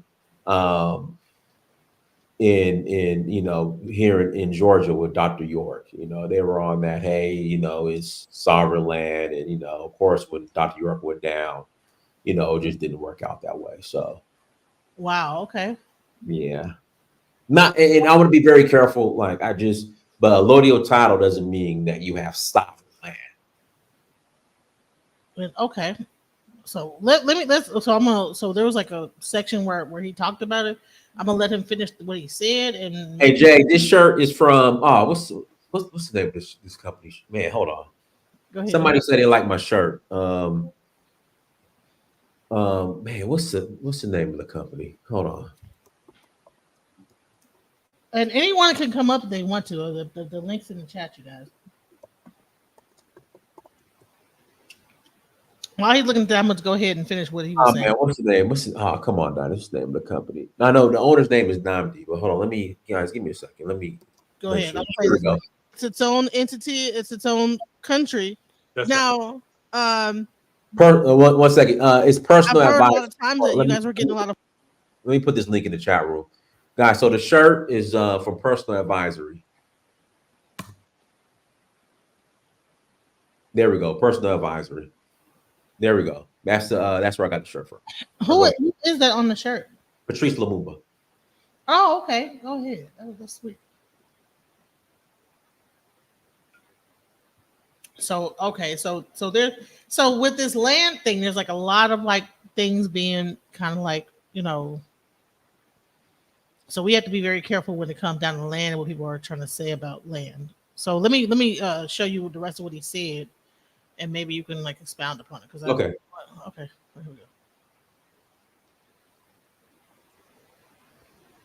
Oh crap! I lost it. Here we go. Was it like did they still have jurisdiction? So one of the things that just in terms of the FBI and really the FBI, the Federal Bureau of Investigation, is investigating. They have tabs on. They're going to be viewing this YouTube. They keep certain words come up. I'm sorry. Your phone is breaking up. Okay, I'm saying that there's a sense of keywords that will set off. So whether it's the FBI, whether it's any investigating type of organization that are trying to infiltrate and to be able the instabilities that go on in any type of sovereign type of land or really around the world. And so FBI, of course, CIA and all of these different agencies are government independent organizations which are not under the United States Corporation. They're independent organizations and they have their own budgets. So oh wow. Really need to really have a sense of who and what they are. The same way the courts, most of the courts of the land are not anything but administrative, and so we have to really start to have a sense of what. Well, right. Okay, so now let's get into it. So we lost the OBA. We lost our. Okay, someone just came up. All right, come on up. Hello, Ola. Nice to meet you. Welcome to the chat. Yeah, thank you. Did you want to talk about this? Uh, I've been listening to some of your when you were interviewing Dynast about if Africans ever been to United States before the slavery. Yes, Okay, what do you think yourself? I believe that they did. I don't think that we were like handicapped. I think that we had ships that could come over here. I mean, why would we No, think that we were lesser than the other people that could make it over here? Why do we think that only they could like make seafaring ships? uh, most sub-Sahara Africans are not good in the sea. First of all, they didn't build such a huge boat to able to fly along that huge wave of water in the Atlantic Ocean. Africans are not really boat huge boat. You can say maybe the fish or something like that, a little boat. So let's you by the time they will come over, let's say they come over, okay, let's say you say they come over 30 something, right? So Africans are not really water people. You see, the descendants of those water people, you can see in them the Dutch, the Scandinavians. You can see up to today the type of ships that they are building. You are just like your ancestors. If you go to country called Netherlands, you can see there are huge ships, very huge ones, just those just for fishing alone, you know. And because they already get used to some of all these things, the Portuguese did it, the Africans not at all. You can see they pass through the desert because some of them are desert men, maybe to Egypt, during the with some of them converted to be Muslims and everything. You understand? So Africa might be used to the desert because some of those empires were growing up in the desert, like the Songa Empire, and some of those empires that the Ghana Empire, which is part of the Songa Empire, not this Ghana, present Ghana. So Africans have nothing to do in South America. The blacks you see in South America, in United States, let's say Caribbeans and United States, this Africa that just been brought recently, which is about 400 plus years ago. That is not long, you know. So there's no African that come to United States. Okay, you can say the Africans that came over there maybe have some mixture with the Native Americans. Yes, happened because when you grew up for a very long time, some mixing started taking place.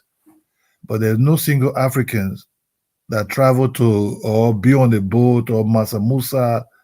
Masa Musa never really traveled by the sea. He just, I think, by the land, by us, you know. Right. They were saying it's his brother, Abu Bukhari. The story is that his brother left his throne to sail the seas and he ended up in present day Honduras. But again, that's the story. Yeah, There's, but there's no archaeological proof that that happened. after that was, you know, if you ever, you know, the Akans are very ruthless people. The who? The Akans, what I mean, the then Akans, the Native American, I think they call it the Akans. You understand? Okay. The Native Americans that spread all the way from Mexico to those Honduras down to all those territories and everything. Aztecs? I think I forget the name they called it. These are human sacrifice people, you know. They were brutal. I don't think any single Africans will dare take that big boat on that sea. That sea is huge. And this little fishing boat they have to cross maybe their little territories. Especially I'm talking about the Mali Empire, whatever those Mali set of people which spring out of that, you know, break out of the Songa Empire. They are like horse people, you know, people who fought on horse, moved by horse by the desert there. It doesn't mean that they have never seen the Mediterranean Sea and other things, but they didn't have the ability, which at that time the water was far more rough what you're seeing now. You understand me? Because if people that believe in climate change was not actually less than at that time. So the waves and those, even big boat will even collapse. Up to today, big boat are still falling apart. So I don't think any single, I call it sub-Sahara, which is, I just use the word sub-Sahara to generalize the dark skin looking, you know, Africans. You understand me? So they would not try that because if they would have done that, I think they would have come across the natives, and the native would have get used to them already when they start bringing them in that 60 something, 70 something by the Spanish, the French, and the Dutch. And you have to start, even the native that you have to get used to them by learning them, seeing their suffering, because what really communicate the native and the blacks together is a shared brutality that they experience, some of this Portuguese and the Spanish and that's actually it's just friendship of pain. They have to bear the pain together. They have to fight together. But say they ever see the black man? Hey, no, black men don't really go to that side. So but that doesn't mean that through the sense of being with people that some black America don't have native they have, because of they be together for a long time around that territory. Mystery will surely take place. If white people can do it, the Indians can also do it. Modern world today, people are missing. So I'm even surprised that some black America, for all those share of history, taking them out of their territory, there's no neighboring countries and everything, that some of them still have 80%, 70-something% Africans in them. By me to say the blacks were still able to hold on to themselves together than what you see in this modern time. So one thing I want to say is what you just said about like the Aztecs killing people and whatever that is, human sacrifice. They also said there was human sacrifice in Africa, in West Africa, especially, and in Yoruba tradition. So you can't like. Yeah, you're right. You're right. What I'm talking about is the human sacrifice in Africa. Sometime, which actually it happened. You understand?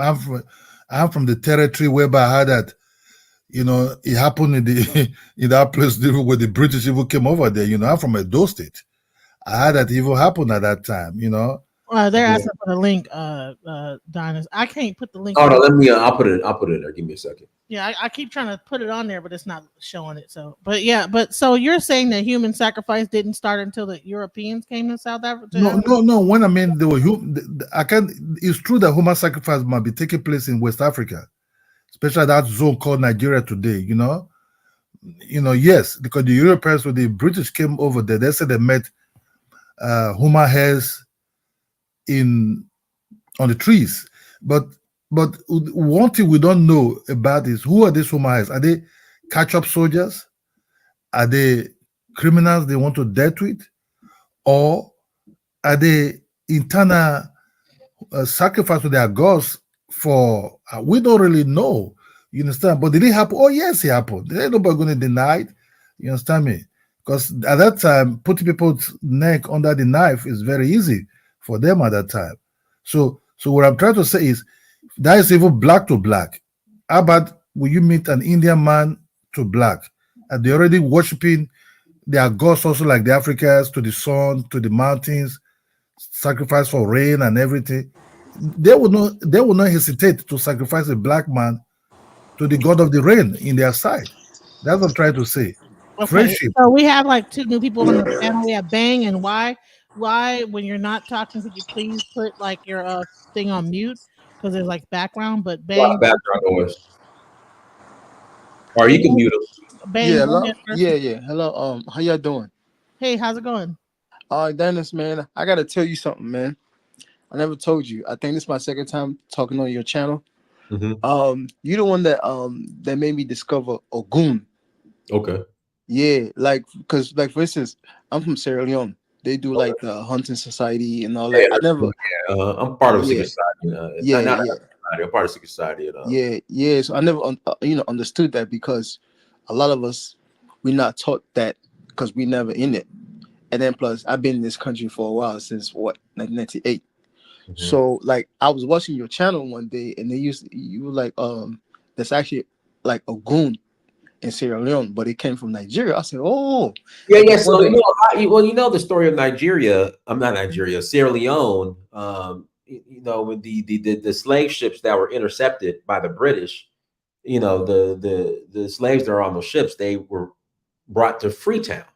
Yeah, exactly. So in Freetown, you have a mixture of Yoruba, Congo, Igbo, Angola, you know, so it's all right there. So the secret society I'm part of in Freetown is Yoruba. It's a Yoruba secret society. So Oh, okay. Yeah. So I was like, oh my God, like how like how the hell I never knew about it. But then by me doing my research and I found out about the whole thing, about the whole hunting society and what Ogun is actually. And then I was amazed. And then it was because of you. no, And I then the appreciate funny thing is you being a Black American and then me being from the continent, you knew way more than me. Way more than me. And then for me to discover it, it was because of you. You know what I'm trying to say? So I right. got to give you a big props for that as I appreciate well. it. Thank you. Yeah, I never said it, but I had to say that.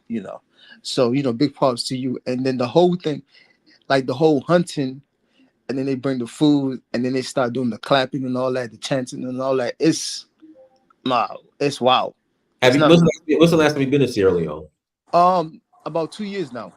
Have you ever been to like a hunting society? No, I haven't. But like, I went to one back in 2019, and so you can't video, but I recorded on my phone the actual drumming. I'm telling you, man. It's like, Man, but man, yeah, because check this out, right? Like you have blacks up here, they talking about like the cookout and all that. They playing music and stuff like that, right? Like you have some of these blacks up here, they try to play down everything, right? You can't get better than that because those guys they go in the bush and kill their animal and then bring it and Mhm. then have what I'm trying to say, a ceremony around it too as well, and then make music in it as well without no Right. music instruments. When I say that music was off the chain, like I said, I was able to record the music, but I couldn't record my camera. Yeah, like When I say that music was off the chain, I wish, man, I don't have it. people don't know, like people don't know. Like I was like, how you gonna compare that to like a cookout where you just play a music that come from recording studio and everything? Mhm. Yeah, you know what I'm saying? Like I just don't get that sometimes. But back to the point, right? Like Where to do the you other grow up? point, right? You grew up in the biggest city in Sierra Leone? No. I left, Sierra Leone when I was young because I came in. But you I live in came the in very. village? I No, think I if you never live in did. I never did. okay. So the thing is, my folks came in early, so I came in super young. So I started second grade in this country. So what I'm trying to say.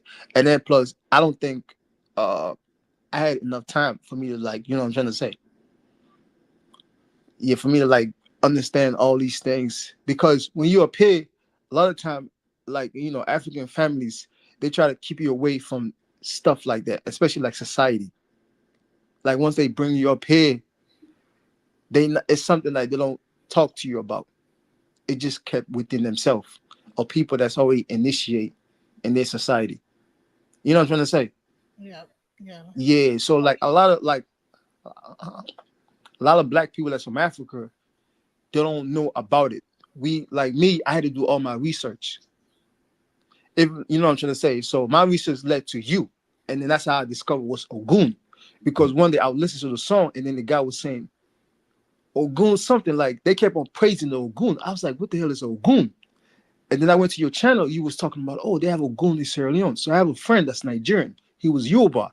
So I asked him, I said, what's Ogun or Ogun? So I started playing the music. He said, okay, well, Ogun is a word of God. I mean, God, right? And then, so I was like, okay, well, then I played the song for him. He's like, what they doing is they worship the Ogun. I said, oh, so the whole time, the Ogun is the spiritual aspect, like when you go to like war or like hunting, and then they bring the wild animal and all that, and then they start singing and dancing. I said, oh my God, it was because of you. That's how I discovered Ogun. Appreciate it. Thank you. That's how I discovered Just Ogun. help I mean, about the it's right. coming from So hold on, real somebody quick. that's We from do the continent. You know what I'm trying to say? And then I discovered because of you. right, Shay. That's So beautiful. you see, this is a true story. And then another point, right? I got to put in right. Wait, A before lot you of make your other point, because we do have cosmic chaos, and then after he makes his point, you can come back and make your other point. Welcome to the panel, Cosmic Chaos. Welcome to Alchemizing Energy. Oh, Hold on, I thought I was calling you Uhuru. Well, Okay. I'm here. I'm here. Go ahead. Well, I would Cosmic Dynast knows me. I'm Cosmic Chaos. Um, I would like to reply to Ola and also you, Dynast. And this idea that Africans did not make it to America is really false. There are a lot of evidences out there that shows that Africans were here. Actually, when Columbus got here, from the very mouth of the Ameri Indians or the American Indians, they said it themselves that they have been trading with the Africans. Even Columbus himself saw the American Indians who have been living with the Africans who have been living with the American Indians trading together, and they also found the steel of spears that was only uniquely made in Mali. They found it here in America. Where in America did they find it? They found it on the East Coast. Where? I don't remember the exact place, but they found it there, Okay. and they traced it back to Mali. Okay. So, and again, the So idea. the Let me make this point before you guys. I just got a question just to clear it up. So the Native Americans told Christopher Columbus that they were trading with Africans. Yes, they were already. The Africans were already. Okay. Well, you know, I did. I heard Tariq Nasheed say something that even Christopher Of course. had- he said something like there was a Moor on the boat with him, and that Or on the boat. Well, okay. Well, now were there? Is there a possibility there was a Moor on the boat with Christopher Columbus? I'm not denying that, but again, this idea that when Columbus came, he said, "Oh, there's Africans here." You know, there's just no proof of that. Well, I think it was a book that he brought up. I wish I had the book right now. I wasn't even ready for that. Dr. Gales, go ahead.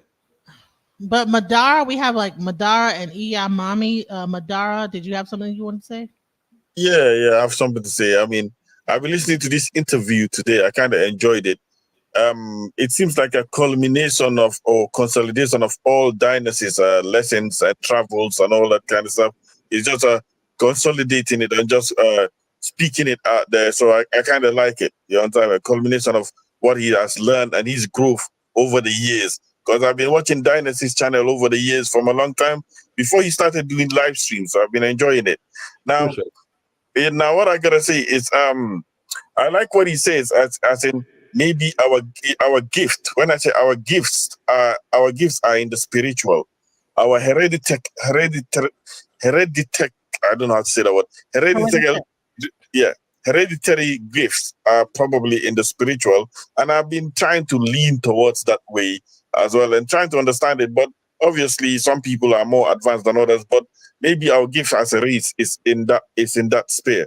So I like that line that he holds there. But one thing I gotta say to Diners, throughout your travels, which country in West Africa cooks the best food ever and all that stuff? Senegal. Wow. Not shade. So we have a favorite, Senegal. That's it. That's all I gotta say. Simple and capiche. That's all.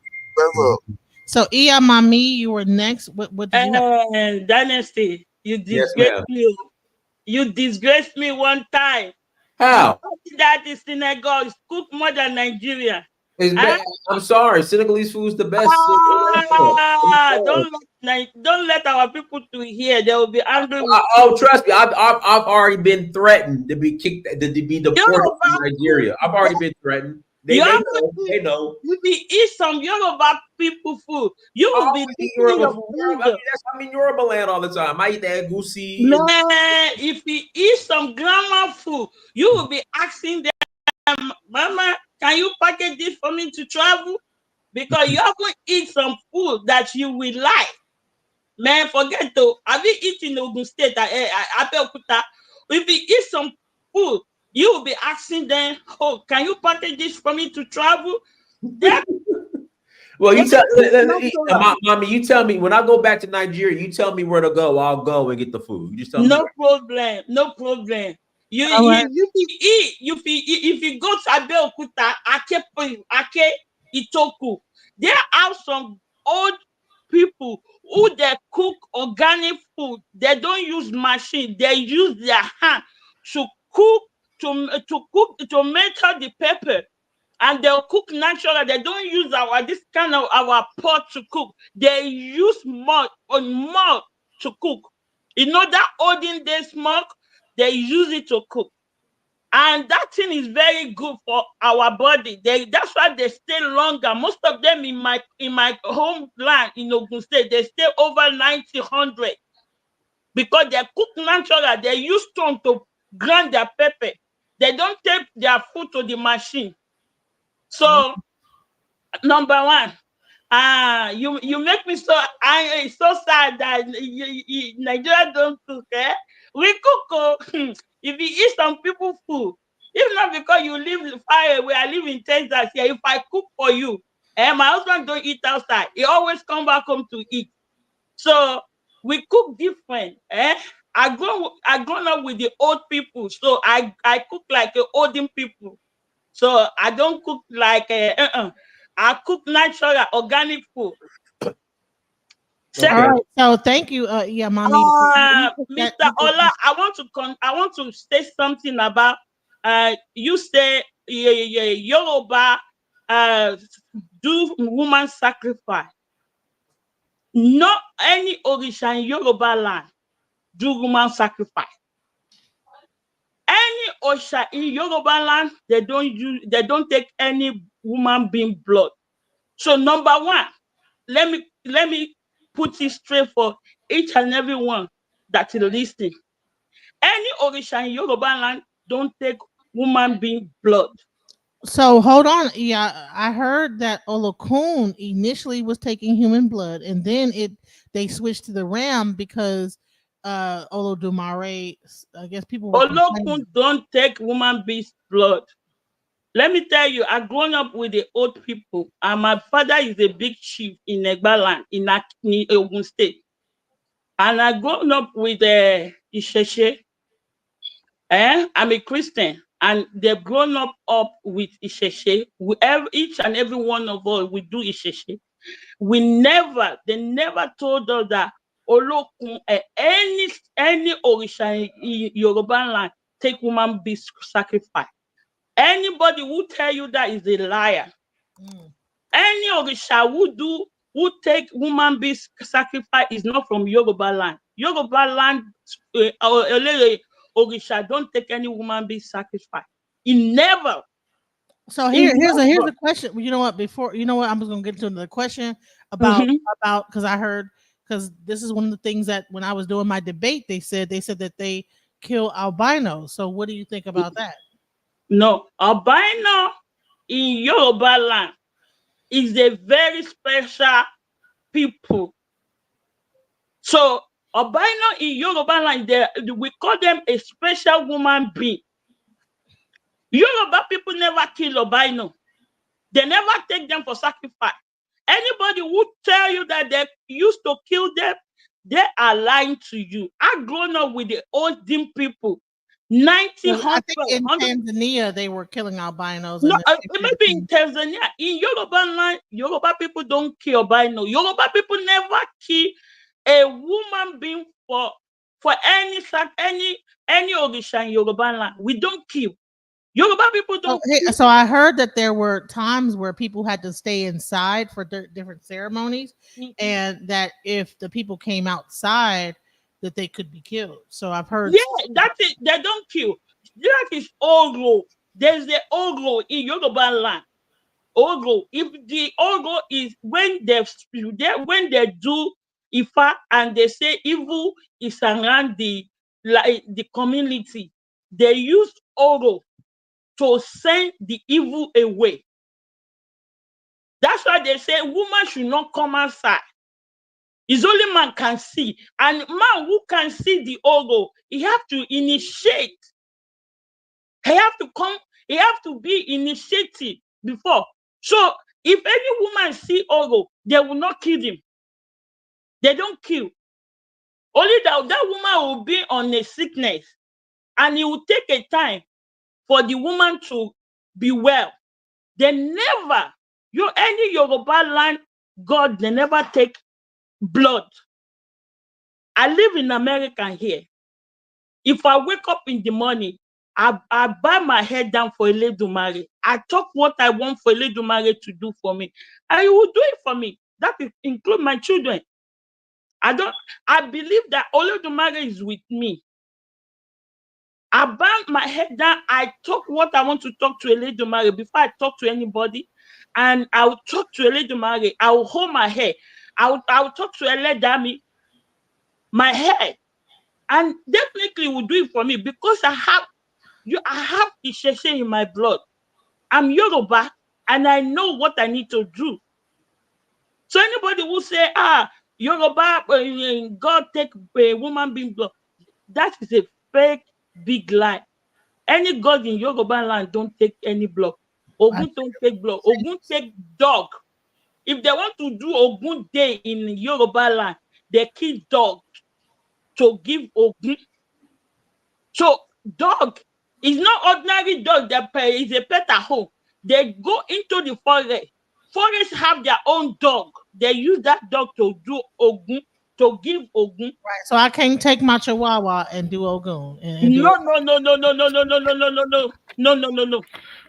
No. So listen. I know you have a lot to say, so I want you to still stay on here and come back and say.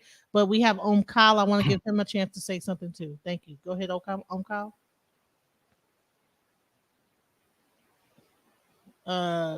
You're unmuted, but I can't hear you. Kyle. They're not eating dogs. He's saying sacrifice, not eating. Kyle, are you there? Go ahead. Yeah. Okay. If it's not good, let me say something. I think the misconception sometimes they have. That's what I said when they say human sacrifice. Is it the enemies they caught? No, those days they were fighting wars. Were they doing these things? Because the British said when they came, I'm from Edo State. My mother worship and my grandmother. This are local. Oloku can be, I think, God of the sun or something like that. No, the depth of the ocean. So you already saying the wrong stuff. So why are you saying something you don't even know what you're talking about? The fact that you just said that tells me you don't even know who Olokun is. So why would you even speak? I said Oloku. Listen, just stop right quick. I'm gonna let Kyle say what he has. Sorry, I'm an African. I know much about this. I know you're worship, okay? Well, you cannot cut me off like that.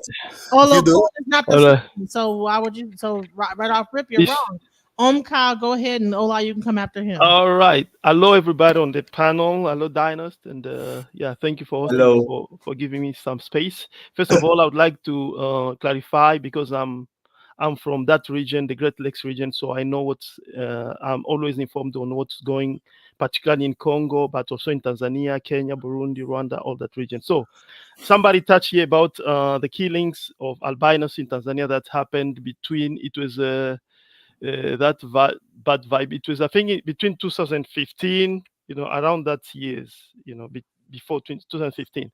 So it was not like it's traditionally. No. It was, when people are swayed because of the poverty and some, I don't know, some pastors, or it might be some traditional healer who will come in and start telling them, if you get like this particular bone on albinos, you can become a millionaire or a billionaire by doing, juju and stuff. That's when those things started to happen. But it was not like it's traditionally to some particular tribe or clan of Tanzanian to kill albinos. No. It's not like that. It was like criminal, and that's why it stopped. I'm here. If I joined, it's because I've been following Dynast for a long time, and I have questions to Dynast. Go ahead. I've noticed that most of the time when it's come to the issue of Rwanda and Congo, you always like some Congolese who knows me and they know that I always follow you. When I tell them about it, they're like, this guy doesn't like Congo and doesn't like Congolese. Why is that? Whoa. No, where are they getting that from? Sorry? Why would they say that? Where are they getting that from? So they get that because of most of the time you speak positively, or you have always praise to Paul Kagame. That's why, for me, I always explain them that, probably he's not well informed as us, because of course he's not from that region. He doesn't know what happened there. So my question would be, would you be willing to understand or to read books? If I recommend, I'm even willing to buy you Yeah, book that can absolutely. Yeah, that no that problem. can help you understand what's really is Paul Kagame and what's happened in that region of Africa. Because for me, U.S. African America, or for all of us, I mean, African or melanated people, I always believe, like Nkrumah said, there will be no progress, or they can't be African Union without Congo.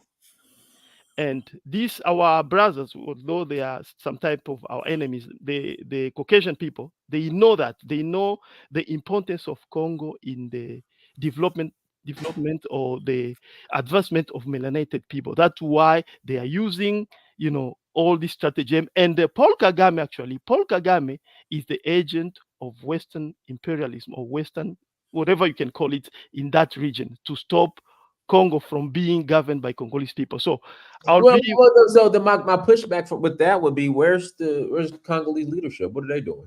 Yes, definitely. Good question. Congolese leadership, the problem is that, we live in the world which we are not ourselves, but, as in most part of Africa, if you read a book, there is a book which you can find in any library, public library. The title of the book is Read the Lumumba Plot.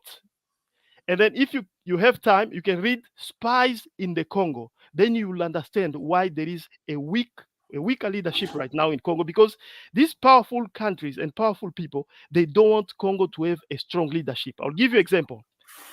There was an election in 2018. Do you know that the US and all these, entities, they imposed the guy who didn't win election? A lot of people don't know that. Felix Tshisekedi. Why? Because they found that he will be a weaker and obedient leader to whatever they want. And that's how he's messing up the country. Fast forward, when Lumumba was about to come, to be a leader of Congo, I believe you understand and you know what happened to Lumumba. The Right. same thing, because they knew that with Lumumba, they will have difficulty manipulating that country. And that's why they imposed Mobutu. When Mobutu started becoming kind of not obedient to all their stuff. Of course, I'm not saying that Mobutu is good or is best, but he was like in between. That's when they plotted. I believe you know that Paul Kagame was trained here in US at the Fort Leavenworth Academy in The majority of African leaders were trained by the West, yes, but whether there it is be there is whether it be in Europe or America. That's just but there is some particularity. There is the training like you come for studies, and there is a training like they pick you, they bring you here, and they put you in their military academy to do what? And let me tell you, one of the courses which Kagame took, it's about propaganda and manipulation.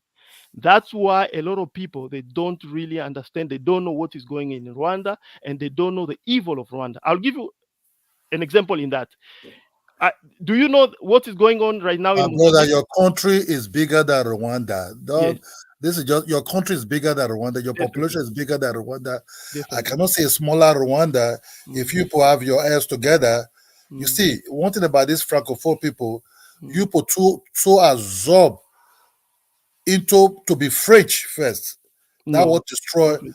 and that what is the problem with before the French francophone started realizing who Mm, they are, it just getting too late mm, sometimes. mm, So you know Congo just like a mess. mhm. You know Somehow, yes. they did gather themselves together. The No, smaller country like Rwanda coming to overthrow, attacking them. can I What can I can I answer that? Can I answer that, please? It's not uh, actually. It's not Rwanda. we're talking Rwanda about is just, voodoo, not about politics.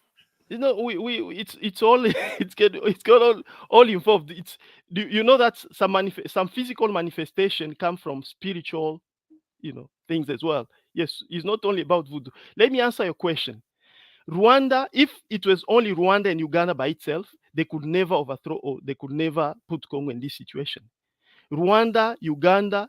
If you there is a book I recommend you. I will buy this book, or I'll send it to Dynast. Holocaust in Congo. No, The International Community Omerta. Look for that book online. I'm willing to, to help you get it. You'll understand that it's the United States and the like United States, Great Britain, Australia to some extent, and Canada that engineered all this mess in Congo since the 1994. Actually, if you read another book, In Praise of Blood, The Crimes of the Rwandan Patriotic Front, it was written by one of the great investigative journalists right now. Actually, even the genocide in Rwanda was like a stepping stone. If My brother, when they talk about juju, voodoo, Congo politics will never end. It's too long. I took my time to talk about it because I've realized that Dynast is not well informed on that, and a lot of people are not informed. So when my time is off, you can continue voodoo. I'll intervene as well on that. It's not only about voodoo. So Dynast, please give me. I don't know how I can get your details. Just email. I'll put my email in the chat. Just shoot me an email. My email. I'll put my email in the chat right now. Thank you, Umkal. Thank you for that.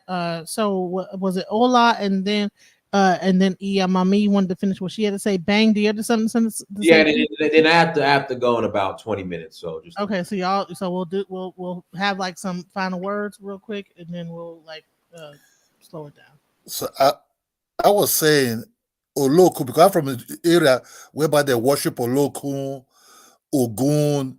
I grew up with my grandmother worshiping these gods. They wear white and white.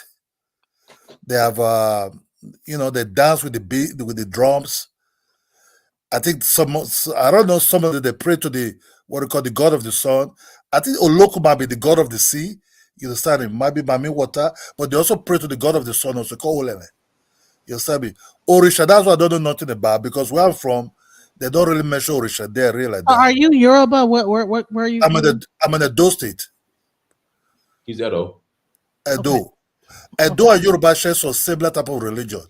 But the Orisha part of it, which I don't know nothing about, but the Ogun part of it, Ogun protect the community. It's not just it's not something you cannot really come. If you swear with Ogun and you did something wrong, you did admit you did the thing wrong, and they have to swear with that something. It's a very dangerous God. They have to always cool him down always. They have to always cool him down. You can refer Ogun almost to the god of thunder. It's something that you must have to always cool down. It protects. It just protects the community. Like almost like the police. He's like the police of the community. Yeah, it's a violent god. You must have to cool him down by giving him all kind of prayers, like that lady said, killing dog,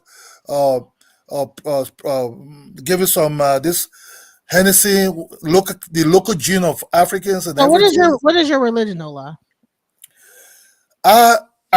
I'm not really. I can't call myself Christian because my ancestors did worship that God until the white man came over there. There was nothing like Christianity in Africa, in West Africa, before the white man came. This white man that came. Christianity did not exist before the white man came. The region I'm from. So would you say that the Africans that were actually brought from America, when they don't know nothing about Jesus Christ, they did not know about Jesus Christ at all. The Jesus Christ was being brought. Did they know about Moses? No. I beg to differ there. I beg to differ. No, hold on. There's nothing like my grandfather being introduced to who was worshiping what called Osu and worshiping all these gods of the god of the iron called Ogun is god of iron anyway. So the main thing I'm trying to understand. So even when I brought the prince, they don't know nothing about Jesus Christ. They don't know nothing about Moses. So I was trying to understand, because here's the thing. These are people. Hold on. Let me explain.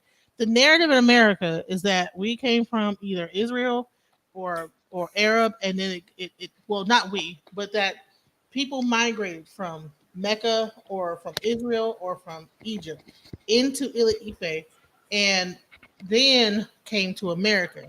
The only thing is that, so if that's the case, then how does Ifa come into play in this situation? Now you have some people that say that Ifa in Arabia was the mystical system in Arabia, and that there was a connection between Israel and all this other stuff. Yeah.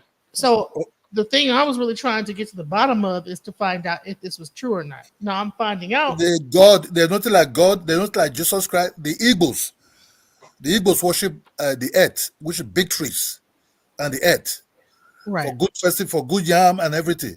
In West Africa, I'm talking about Nigeria now, which is generally the whole of West Africa anyway. They're not like Jesus Christ. They're not like Moses. They're not like Abraham. The only thing they know how to worship is to worship these are gods for fertility, to bring rain, for good crops to grow, and pray for the earth to be calm and happiness and good luck. So now That's let me what just we say, do. okay. So let me just Can say I this, is that can I intervene there? Can I intervene in hold there? on. Okay, I'll let you come after Iya Mami because Iya has Iya in her name, so that I believe that she might be initiated, right? Iya, am I right or wrong? Iya. I'm not initiating. Only that I've grown up with people. My father is initiating to the Ogbonis, and I've grown up with them, and I entered the Igbale with them. So So is what I Tyler know, saying is correct, or is there like some context missing? Yes or no? like what. There is some context missing, What I he believe. just said, is there something missing in what he's saying? He's saying they just worship the earth. They like just did rain We dance. have from the beginning of Yoruba, from beginning of Nigeria, we have each religion. Yoruba have their own god. Igbo have their own god. Only that what I know, I know my own god. We worship so many. We all our gods in Yoruba. Each family have their own god. Oya, we worship God of water in my family. Oshun, we have everything.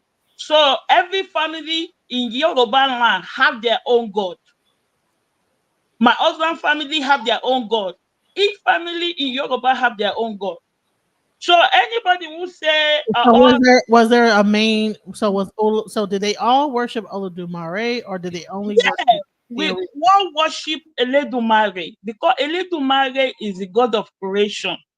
So we believe in Eledumare because All of these, whether it be from one place to another, all worship Olodumare, but then there were other gods within that they would or Orisha within that. Ola, okay, so Ola, what were you going to say now, Ola? I don't know much about no, Olodumare but I know about Osun. Because my grandfather's worship Osun. My grandmother was worshiping the Olokun. That is mostly for women. God, you understand? Women worship these things. You see that with a very long white something like that. You know, the Yoruba might have are the same thing, Mr. Man.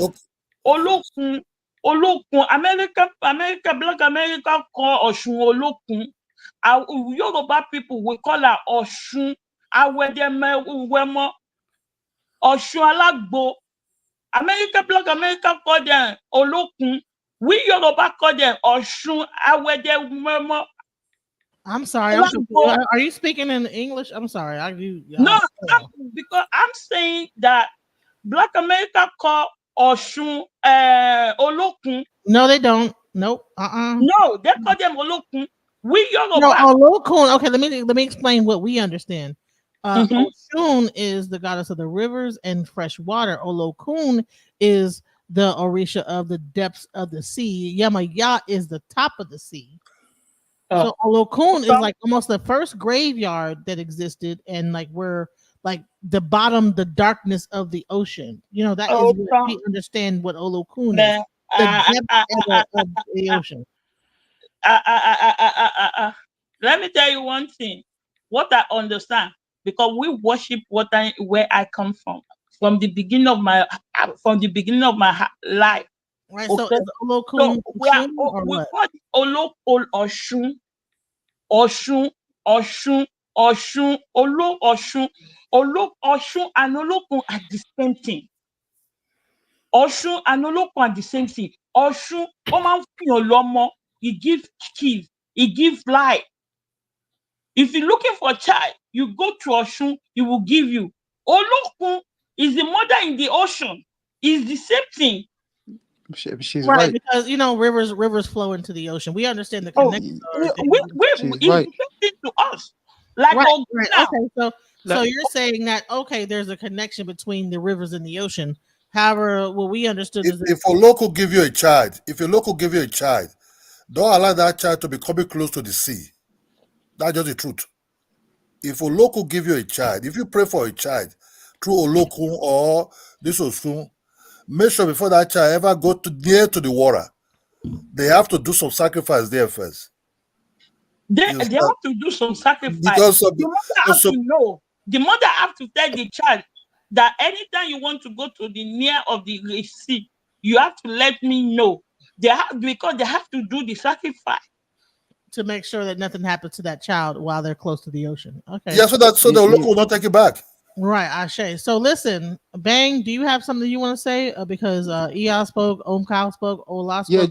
I would like to add something there on to Yeah, hold on. 1 second. 1 second. It's gonna be quick. And then after that, we're going to because I know Prince has to go. So yeah. This is where we went longer. I normally only go 2 hours, so we're almost 2:15 in. It's gonna quick. Go ahead. Every ethnic people in Africa has their own god. Every single one of them. It comes from like all over Africa. I was told by Africans living in Africa because it's something that we don't talk about openly because of usually nowadays they call it like witchcraft and all that because of movies, and then history wise and stuff like that. But every African tribe has their own god, and then that's how it is for like centuries.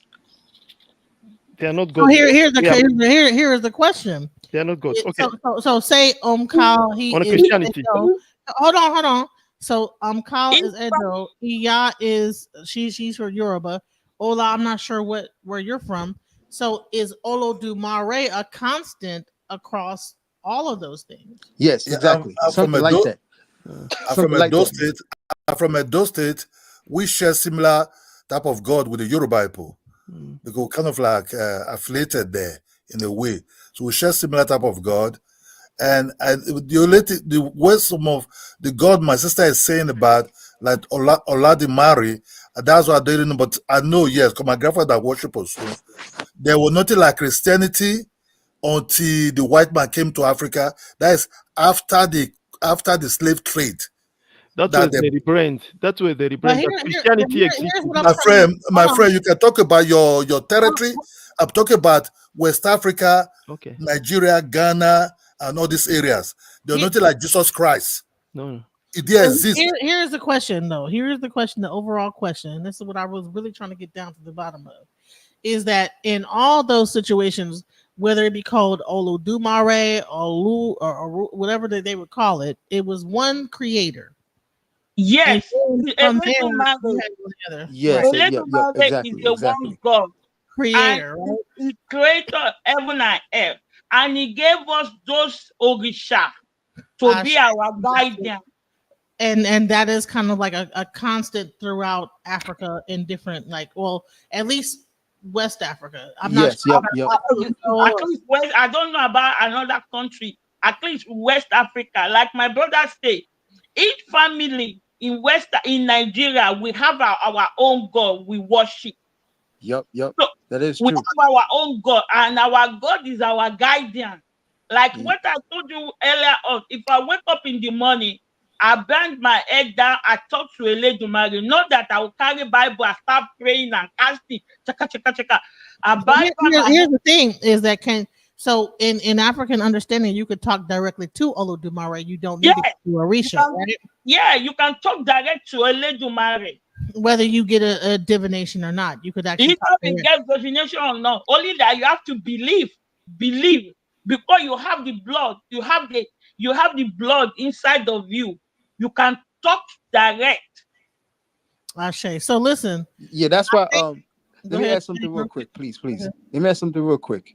That's why, like Africans, like say for instance, right?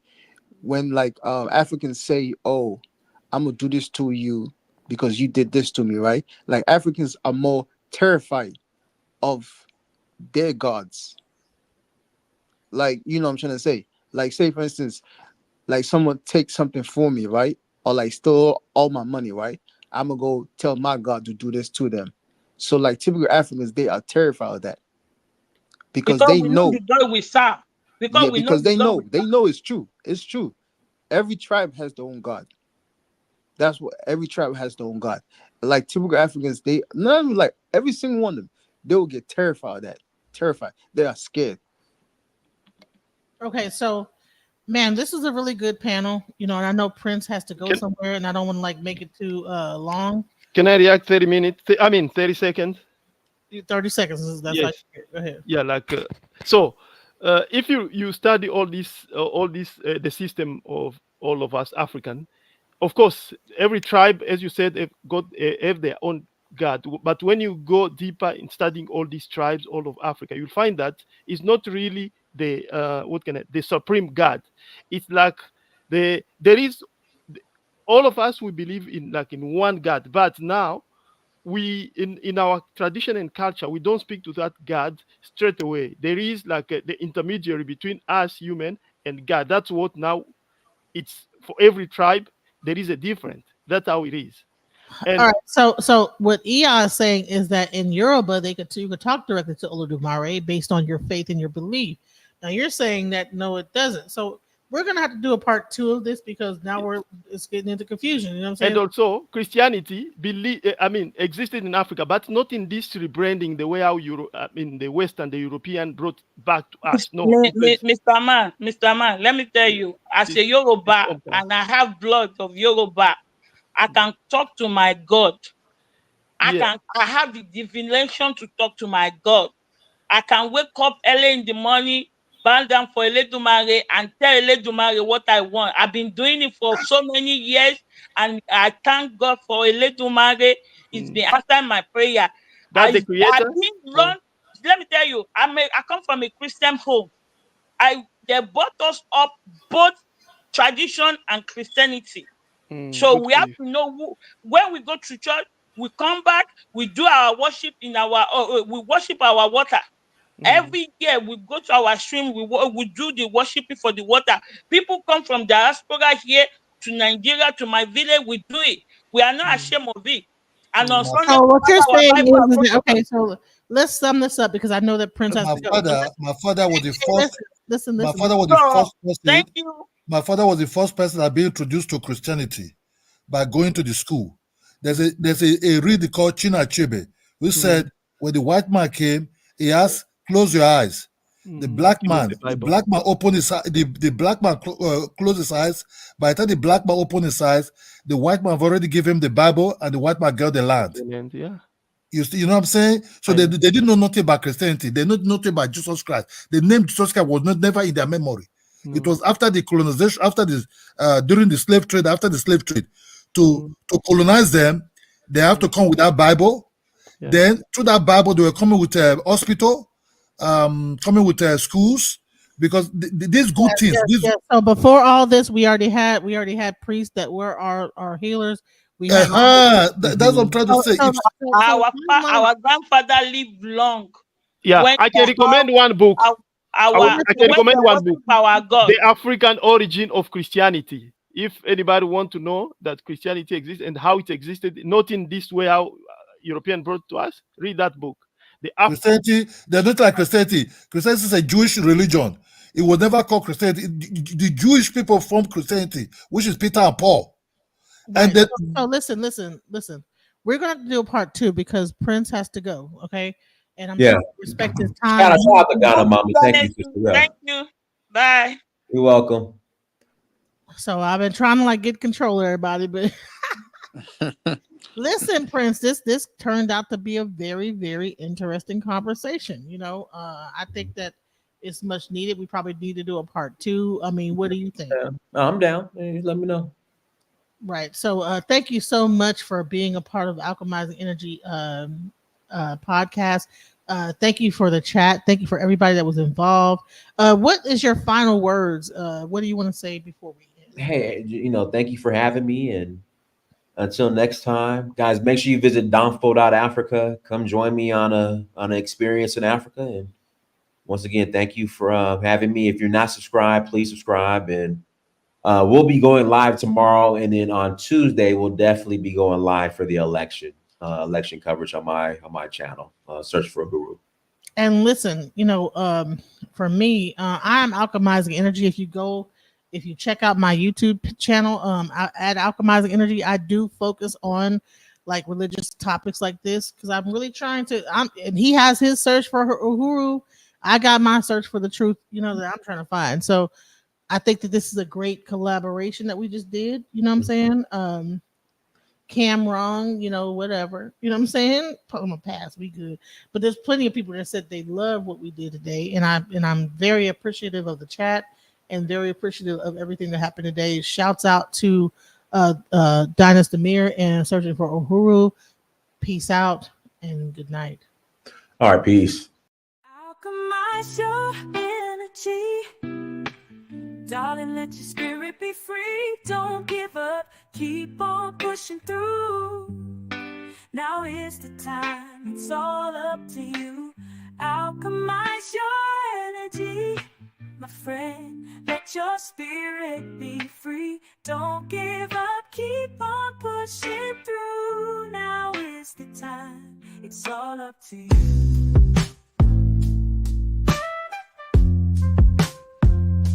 No matter the storm, but over tragedy. No matter the storm, but over tragedy. No matter the storm, we will always take flight. Keep on pushing through the darkness of night. There's no limit, let's reach for the sky. Shine so bright from darkness to light.